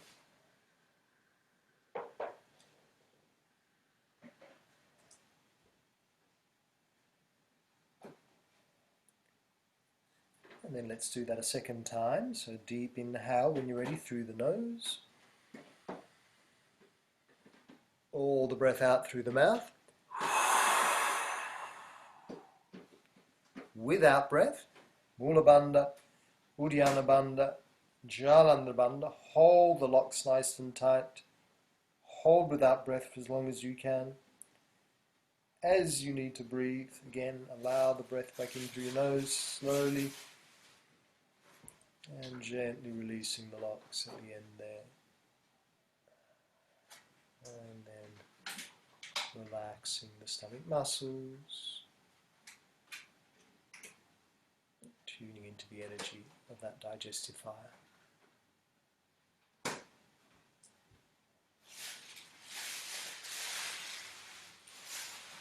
Let's do that one more time. So breathing in when you're ready through the nose. All the breath out through the mouth. Then a without breath, base lock, stomach lock, chin lock, holding for as long as you can without breath. Until you need to breathe again, then allow the breath slowly in through the nose, and then gently releasing the locks, coming back to a slow, deep abdominal breath. Keeping the eyes closed for a moment, just tune into the subtleties of that practice.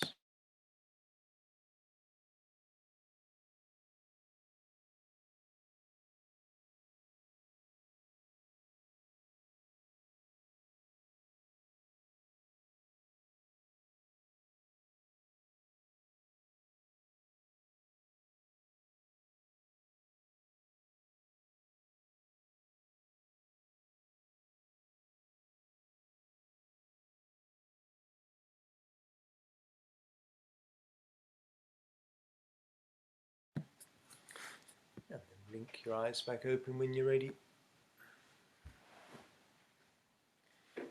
And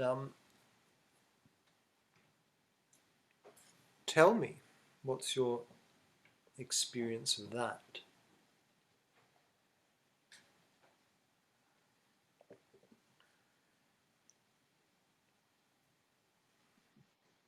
It's definitely difficult to isolate those three areas and not tense up other muscles in the body. Yeah. I had to really consciously think about that. That's great that you noticed that. That's good. Excellent. Yeah, even though I don't think I, did it correctly or whatever, I think just, like that, I feel like a lot, I don't necessarily feel like energized or I'm like holding energy and I like all that stuff, but I feel like I do feel just a little bit more like centered and connected to myself. I really struggle with like the order. So like I tend to do the stomach one first and then go, oh, hang on, I haven't done the other ones, and then sort of do them all out of whack. Yeah. I mean, it doesn't matter too much, I don't think. I mean, ideally you do them from the bottom up. I believe that's the order that you're supposed to do them in. But the idea is that you just do them, and whatever comes naturally. If it comes naturally to go stomach first, then top, then bottom, then that's fine. As long as you get them all in. More like I feel like so far to go to do the Uddiyana Bandha. End up really emphasizing that one to kind of, and then you forget about this one and maybe this one as well. Yeah, good point too. I mean, and look, that's why, for example, in that Gita book, they kind of emphasize the Uddiyana Bandha because they're sort of a bit more focused on, okay, working on the endocrine gland of the pancreas and whatnot. So in actual fact, we can just focus on one. So bringing them all three together is already, in a way, let's say, a more advanced practice. In a way, I guess you've almost suggesting that you've worked with them individually already, and so now you can bring them together.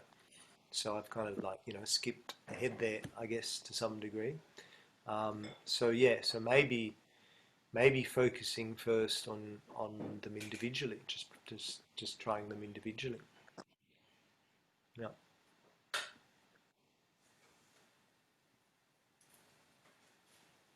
The Jalandhar Bandha for me personally is the one that I struggle with the most, like in terms of just going like this, like bringing my shoulders and everything up to my face. As I think it was Ali that was saying the same, like to try and just isolate those sort of areas rather than the whole thing going on.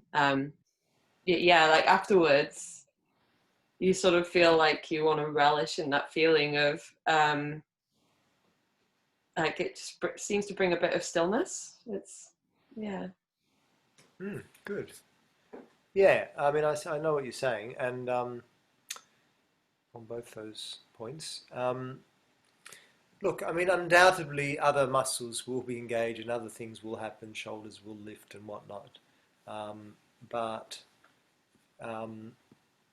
a little bit of that is fine, because the whole body is after all interconnected. and so when you squeeze something somewhere, another area of the body is somewhat activated too. So I was being maybe a little bit fastidious of saying just localize those 3 areas and nothing else. But just to have that awareness, like Ali had, and like you had, Grace, to be able to have that awareness of like, oh yeah, that's what I'm focusing on, but I'm like, oh, I'm actually feeling it. You know, I'm feeling I'm lifting the shoulders and whatnot. So if there's a little bit of stuff happening in the rest of the body, that's fine. But that we just want to avoid that full kind of like, you know, tension ball of the whole body, like becoming a tense machine, and just starting to fine tune that tension awareness. Yeah, I just noticed it did really concentrating on not letting it all just go at the end really made a difference. I think have done in the past, I've probably just sort of let it all go, but I think that sort of having just really small sits of air and then being really deliberate about how to let the locks undo, but at the same time not just expel everything. I think kind of felt like it made a difference then afterwards when, you know, we just sort of went into a little mini meditation for a bit. Yeah, good. And that's one of the things. Sometimes like to liken the bandhas as locks to, we could almost call them like valves as well. So they're like these valves in a way that we're just tightening. So they're energetic valves to boost the energy. But if you know, a nice analogy is you think of like an air mattress. You know, you've got the valves to tighten the air mattress. And so if you suddenly, when you're letting out the air from the air mattress, if you kind of like just like open the valve, the air just goes splurting out.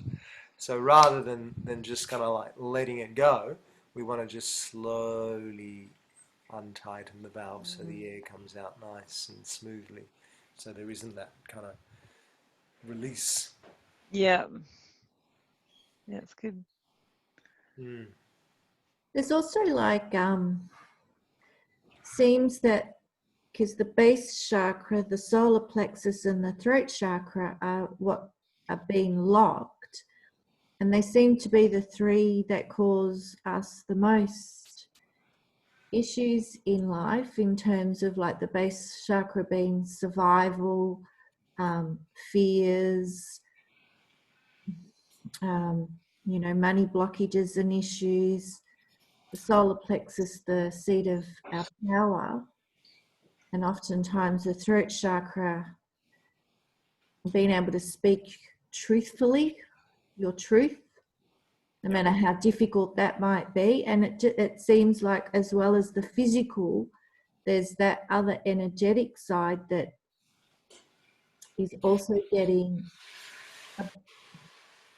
like, you know how you work the muscles, it's almost like it's making you pay attention and bring those issues up as well to balance and look at and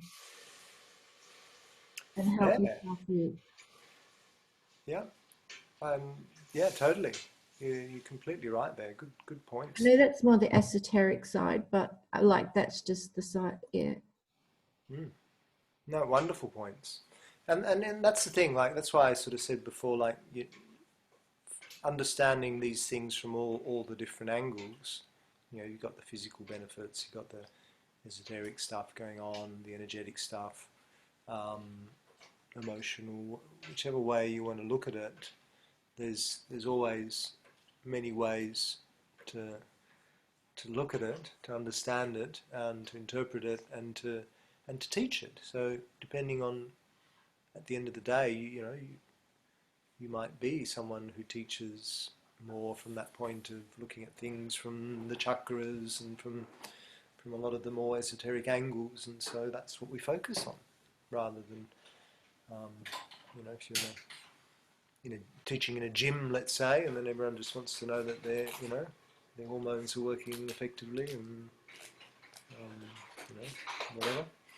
So yeah, no, good point. And that's the beauty of this practice, really. It's so multi-dimensional, really. It's there's so many levels to it all, and we can And it's good, yeah, it's good to try and understand as much of it as we can, explore as much as we can, and each of us will be drawn to different different streams of it, you could say.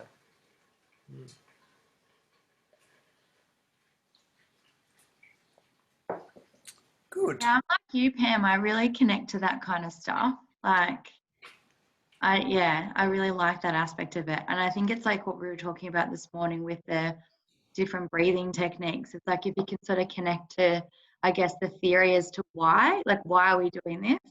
And even if it might not, make sense, or I guess maybe it's like a bit unfamiliar for a lot of us. Like, I mean, I like those things where it's like, oh, this is the theory behind it.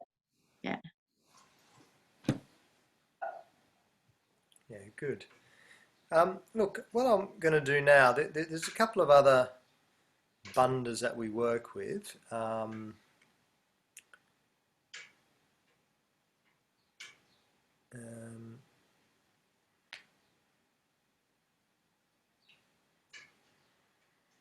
So I'm just reading through some of this stuff in your manual here. There's a couple of other bandhas that we work with. We've got the Hasta Bandha, which is a hand bandha, and the Pada Bandha, which is a foot bandha. Now these are essentially just the ways in which we activate the hands and the feet in our asana practice. So they're locks within the hand and they're locks within the feet. But let's kind of look at those with a little more detail when we're together in person next week, because it'll just be easier to understand that way when we can see each other in real life rather than on a screen. So next week our lecture is on sun salutations. So we start actually moving during our during our lectures and doing some physical practice.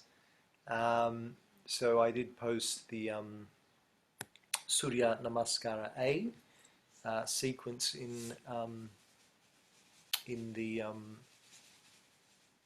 the group, and that's the first Surya sequence that we would like to master. And so we'll focus on that next week, but also we'll just explore Hasta Bandha and Pada Bandha. But I also will get you guys to, of course, continue your teaching practice. So next week you will teach everyone else the bandhas, just the way I just did. So I also sent a link to my pranayama videos on YouTube, and there's also the bandhas there. So if you get stuck and you need to revise, you can look at my my YouTube video there on the bandhas. Maybe just scroll. I do a bit of a spiel about what and why we've done that. So just get to the actual practice itself. Depending on how much time you got. But yeah, so next week I would like you to do this. Teach the 3 bandhas, and then at the end of that you teach Nadi Shodhana, the alternate nostril breath. So we do that as our teaching practice. We're all going to do the same thing next week. So we all teach the bandhas 3 times, and then we guide everyone through the alternate nostril breath.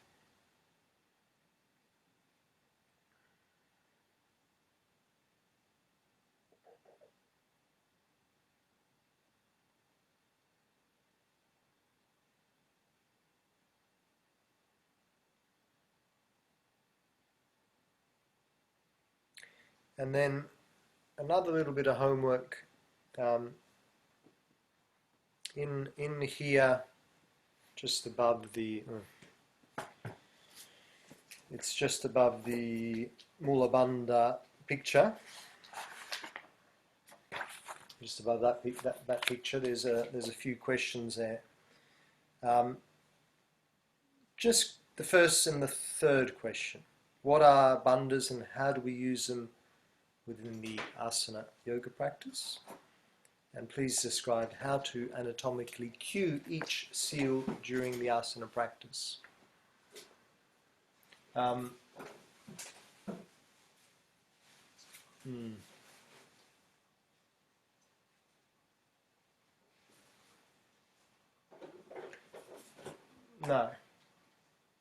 Do question 1, but for the third one, just describe how to anatomically cue each seal, each lock. So basically, the homework you're going to do to give you the blueprint of how you're going to teach it. What are the instructions? So they're kind of already in the book there, but you know, in your own words. So, all those to you, or we teach just? Yeah, you email that to me. That's every week your homework needs to be emailed to me, ideally. But you keep it for yourself, obviously, as well. And sorry, Mickey, that book reading list or book list that you said that just suggested books, have you posted that in the group already, have you, as well? In the group, not the group chat, in the group. Oh, on the Messenger? Yeah. No, not on Messenger. Oh, okay. What's the other forum? I'm not on Facebook. You're not on that one? Oh, okay. There's a Facebook page, is there as well? Yeah. I'm not on Facebook, Mickey. I sort of don't want to join, but is it possible? Is it something you can actually access if you're not on Facebook? I doubt it. Probably not. So I will what I'll do is from now on I'll send the I'll post whatever I post in the group. I'll post it in the group chat as well. Sorry, thanks. Sorry. It's just I don't want to go near Facebook. 2 days. Fair enough, understandable.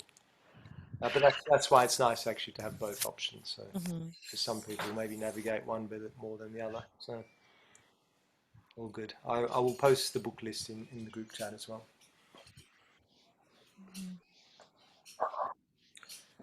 So, any questions or thoughts at all on today?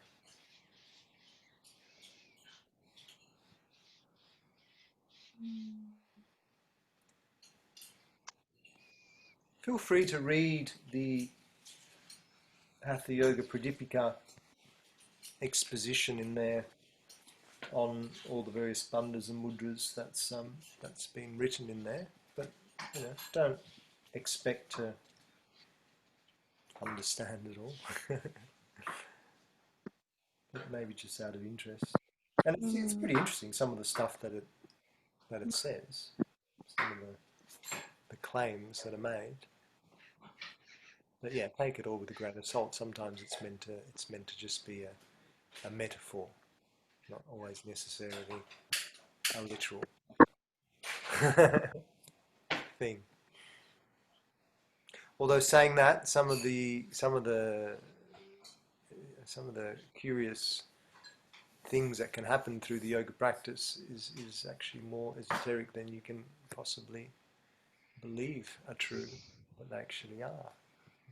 That's why I put in the book list the autobiography of a yogi. Wonderful booklet to read and get an idea of some of the incredible gifts of powers, you could say, siddhis we call them, that some yogis have had. Which sounds like a fable, but actually it's all real life stuff.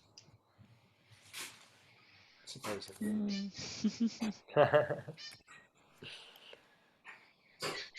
Well, did anyone try the drinking, what is it, 2 liters of salt water and letting it drain out of our mouths or anything? We tried any of that? Everyone didn't try try anything. karma in the week?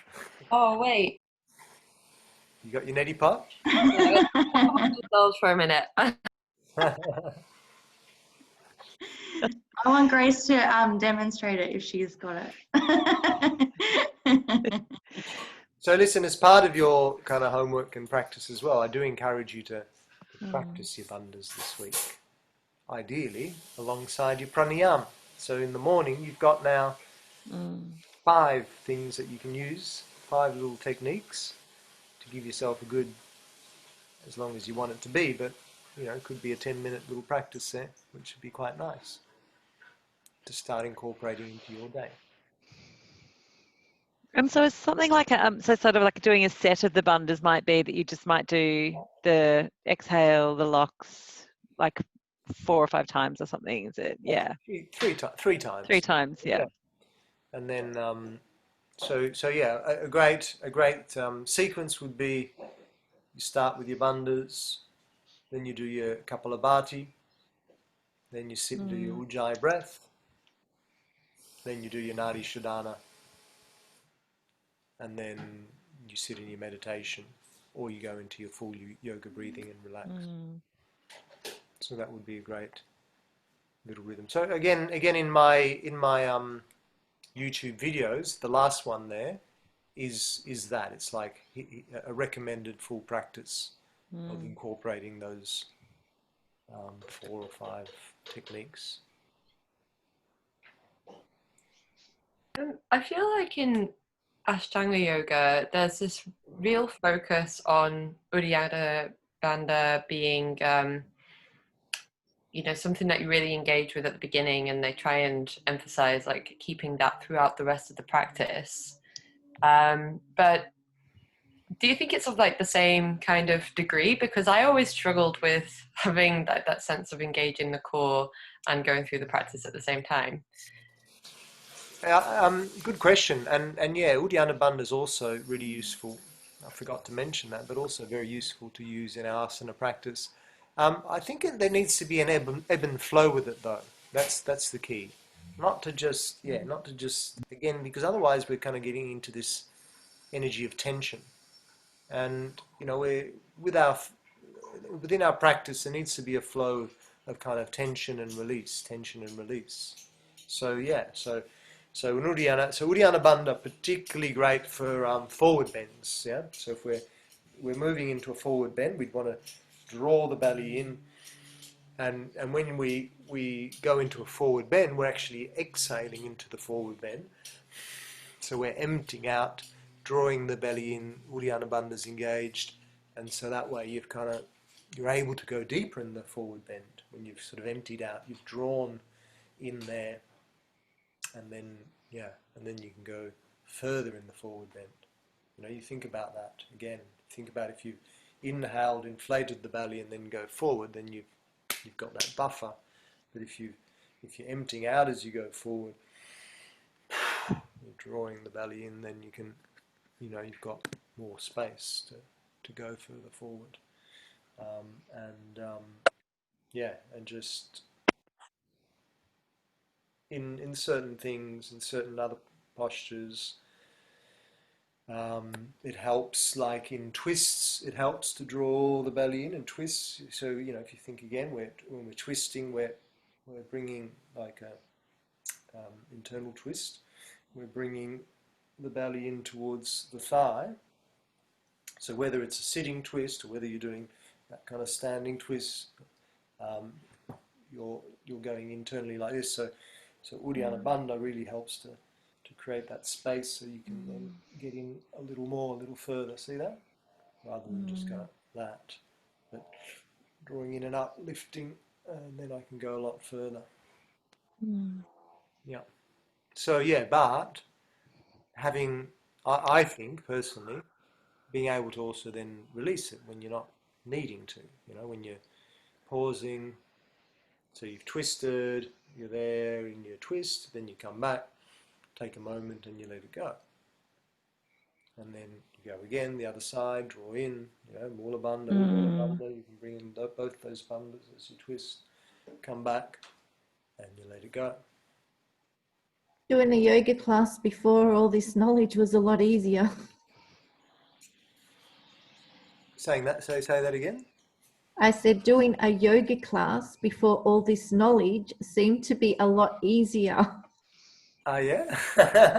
Now it's like the brain has to think of all these different things that we're learning to bring in. Right, yes. Why?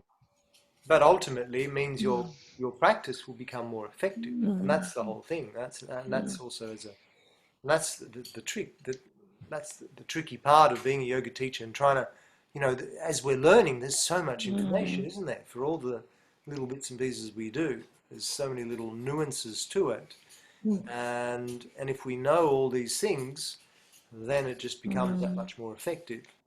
But yeah, it's trying to, when we're doing a 1 hour class and everyone just wants to, move and groove in the class, and how much information can you really get through in such a short amount of time? So that's part But of in the back of our minds as teachers, we have to remember what is what, and start helping.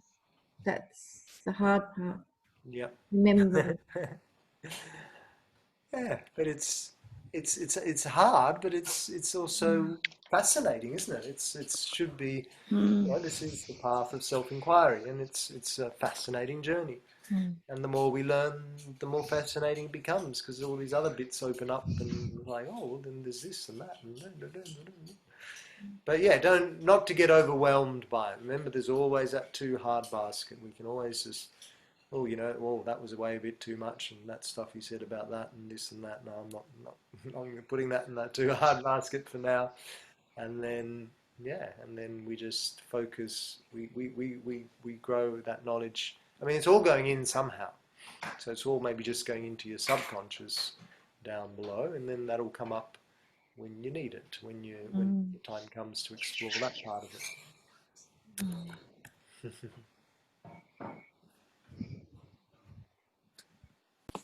I just quickly want to show you all my my neti pot that arrived yesterday morning. Yay! How cute it is! Yeah. Have you tried it yet? No, not yet. I'm a bit like, I'll do it tomorrow. It's a cool looking one. I like it. Yeah, there's a pottery barn in New South Wales apparently. You can get, it's like $30, but it's so cute. Oh, a really nice one. Actually, you could They kind have of all put that on the mantelpiece, and it'd just be part of the furniture, wouldn't it? All my housemates are like, fashion designers and space curators and all these kinds of things. So everything has like an aesthetic, It's like they buy things that make them look like they're living in a Disney movie. It's the only way that I can really explain. Everything's like wooden and beautiful. So even that kind of looks like it has a place. So yeah. Oh, wonderful. Well, let us know how you go with that, and if you need any coaching, if you need any tips. Yeah. I don't know if anyone else came across this fact when we did the Shakama's homework, but did you read about Amaroli neti? It's done with the instead of water, it's using like your urine, like mid-flow. Did you heard of that, Vicky? Ah, and so you actually use the So you stop you stop weeing halfway through, and then collect it, and then use that in the use that in the neti pot. I know it was on a blog or something. I'm done. Just like no. Do not do that. Do not know what to do that. Amaroli neti. It was like I didn't know how to put it in my homework. I was about to put it like amazing fact. Oh my gosh. We had this patient at the hospital who was drinking his own urine and was saying it was because of like spiritual practices. And it's just like their spiritual practices are like he did it for like a week straight and didn't eat anything and was nearly dead. So it definitely wasn't. But then we were looking it up and it's like some people actually drink it as this like cleansing thing. It's like so all the doctors were arguing with me because I was saying, no, this man needs to go into hospital. Like, oh, no, but it's a cultural practice. I'm like, this is ridiculous. He was dead. Like, so he was like nearly dead. But yeah, anyway. Don't take things too far and don't drink your own urine. All right. Jacinta, your homework for the week, neti pot with that technique. Thank you very much. Yeah. I'm definitely going to do it. I'm definitely going to do it. No, but I mean that's true. There are a lot of Mm. practices where you drink urine first thing in the morning, little cup of midstream urine. Not something I've done, but I've known people to do it. No, it's supposed to be good for you. You know how they say, actually this is a really funny but kind of embarrassing story. You know how like when they say to like try and strengthen your pelvic floor and everything to like try and stop your urine midstream? I did that once and I gave myself a UTI. So be very careful. Like sucked it back up. But anyway, it's like it's a great story. Oh no. Yeah, don't do that either. Condolences. Yeah, just do it when you're not urinating. No, like a yoga teacher told me to do it. They're like, oh, to like strengthen it, you can like stop yourself midstream or whatever. And Wow. anyway, There you live and learn. you go. We'll put it down in the contraindications now. All right, thank you very much, everyone. Wonderful to have you again. I can't wait to meet Thank all. you. Yeah, it should be really fun next week. I guess just it's good to maybe check in because we are going into real life and we all need to respect everyone else's where they're at with social distancing and masks and touching and stuff like that. I mean, how does anyone need to be social distance? Doesn't want to hug? Yep, Pam. Sorry, I've got an 88-year-old mother that I look after, and I've really got to be very careful. So, yeah, I would love to hug and kiss you all, whatever, high five, but I'm sorry, I'm going to have to social distance. It's going to be very hard because I'm a very affectionate person, but for her, definitely. Sorry. Good. No, well, that's why I said it. I think it's good for us just to let each other know how we're at with all that. Because if we need that boundary, then that's fine. Thank you. I mean, I guess we still have to wear them, don't we? I don't believe we do have to wear the masks. I mean, Inside, yeah. maybe we are legally, but I know Amy doesn't mind if we don't.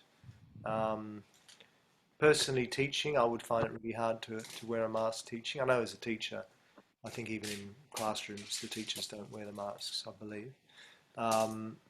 But yeah, so look, it's your choice there. I think if you feel more comfortable wearing one, and that's absolutely fine, and fully respect that. But yeah, I'm happy personally for everyone not to wear them, but I'm happy for you to wear them too if that's better for you. Yep.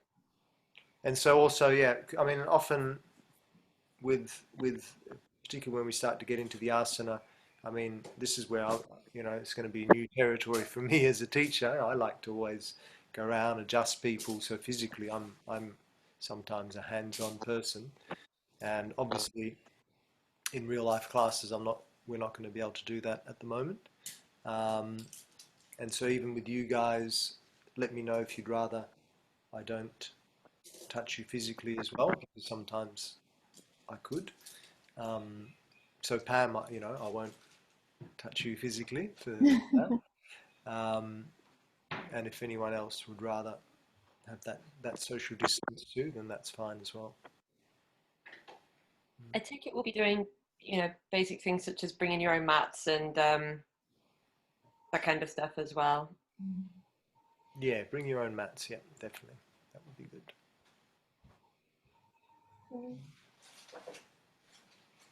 Wonderful. I won't meet you guys in person next week, but I'll be in the next few weeks. I'll just be on the laptop. So I feel like I'm missing out.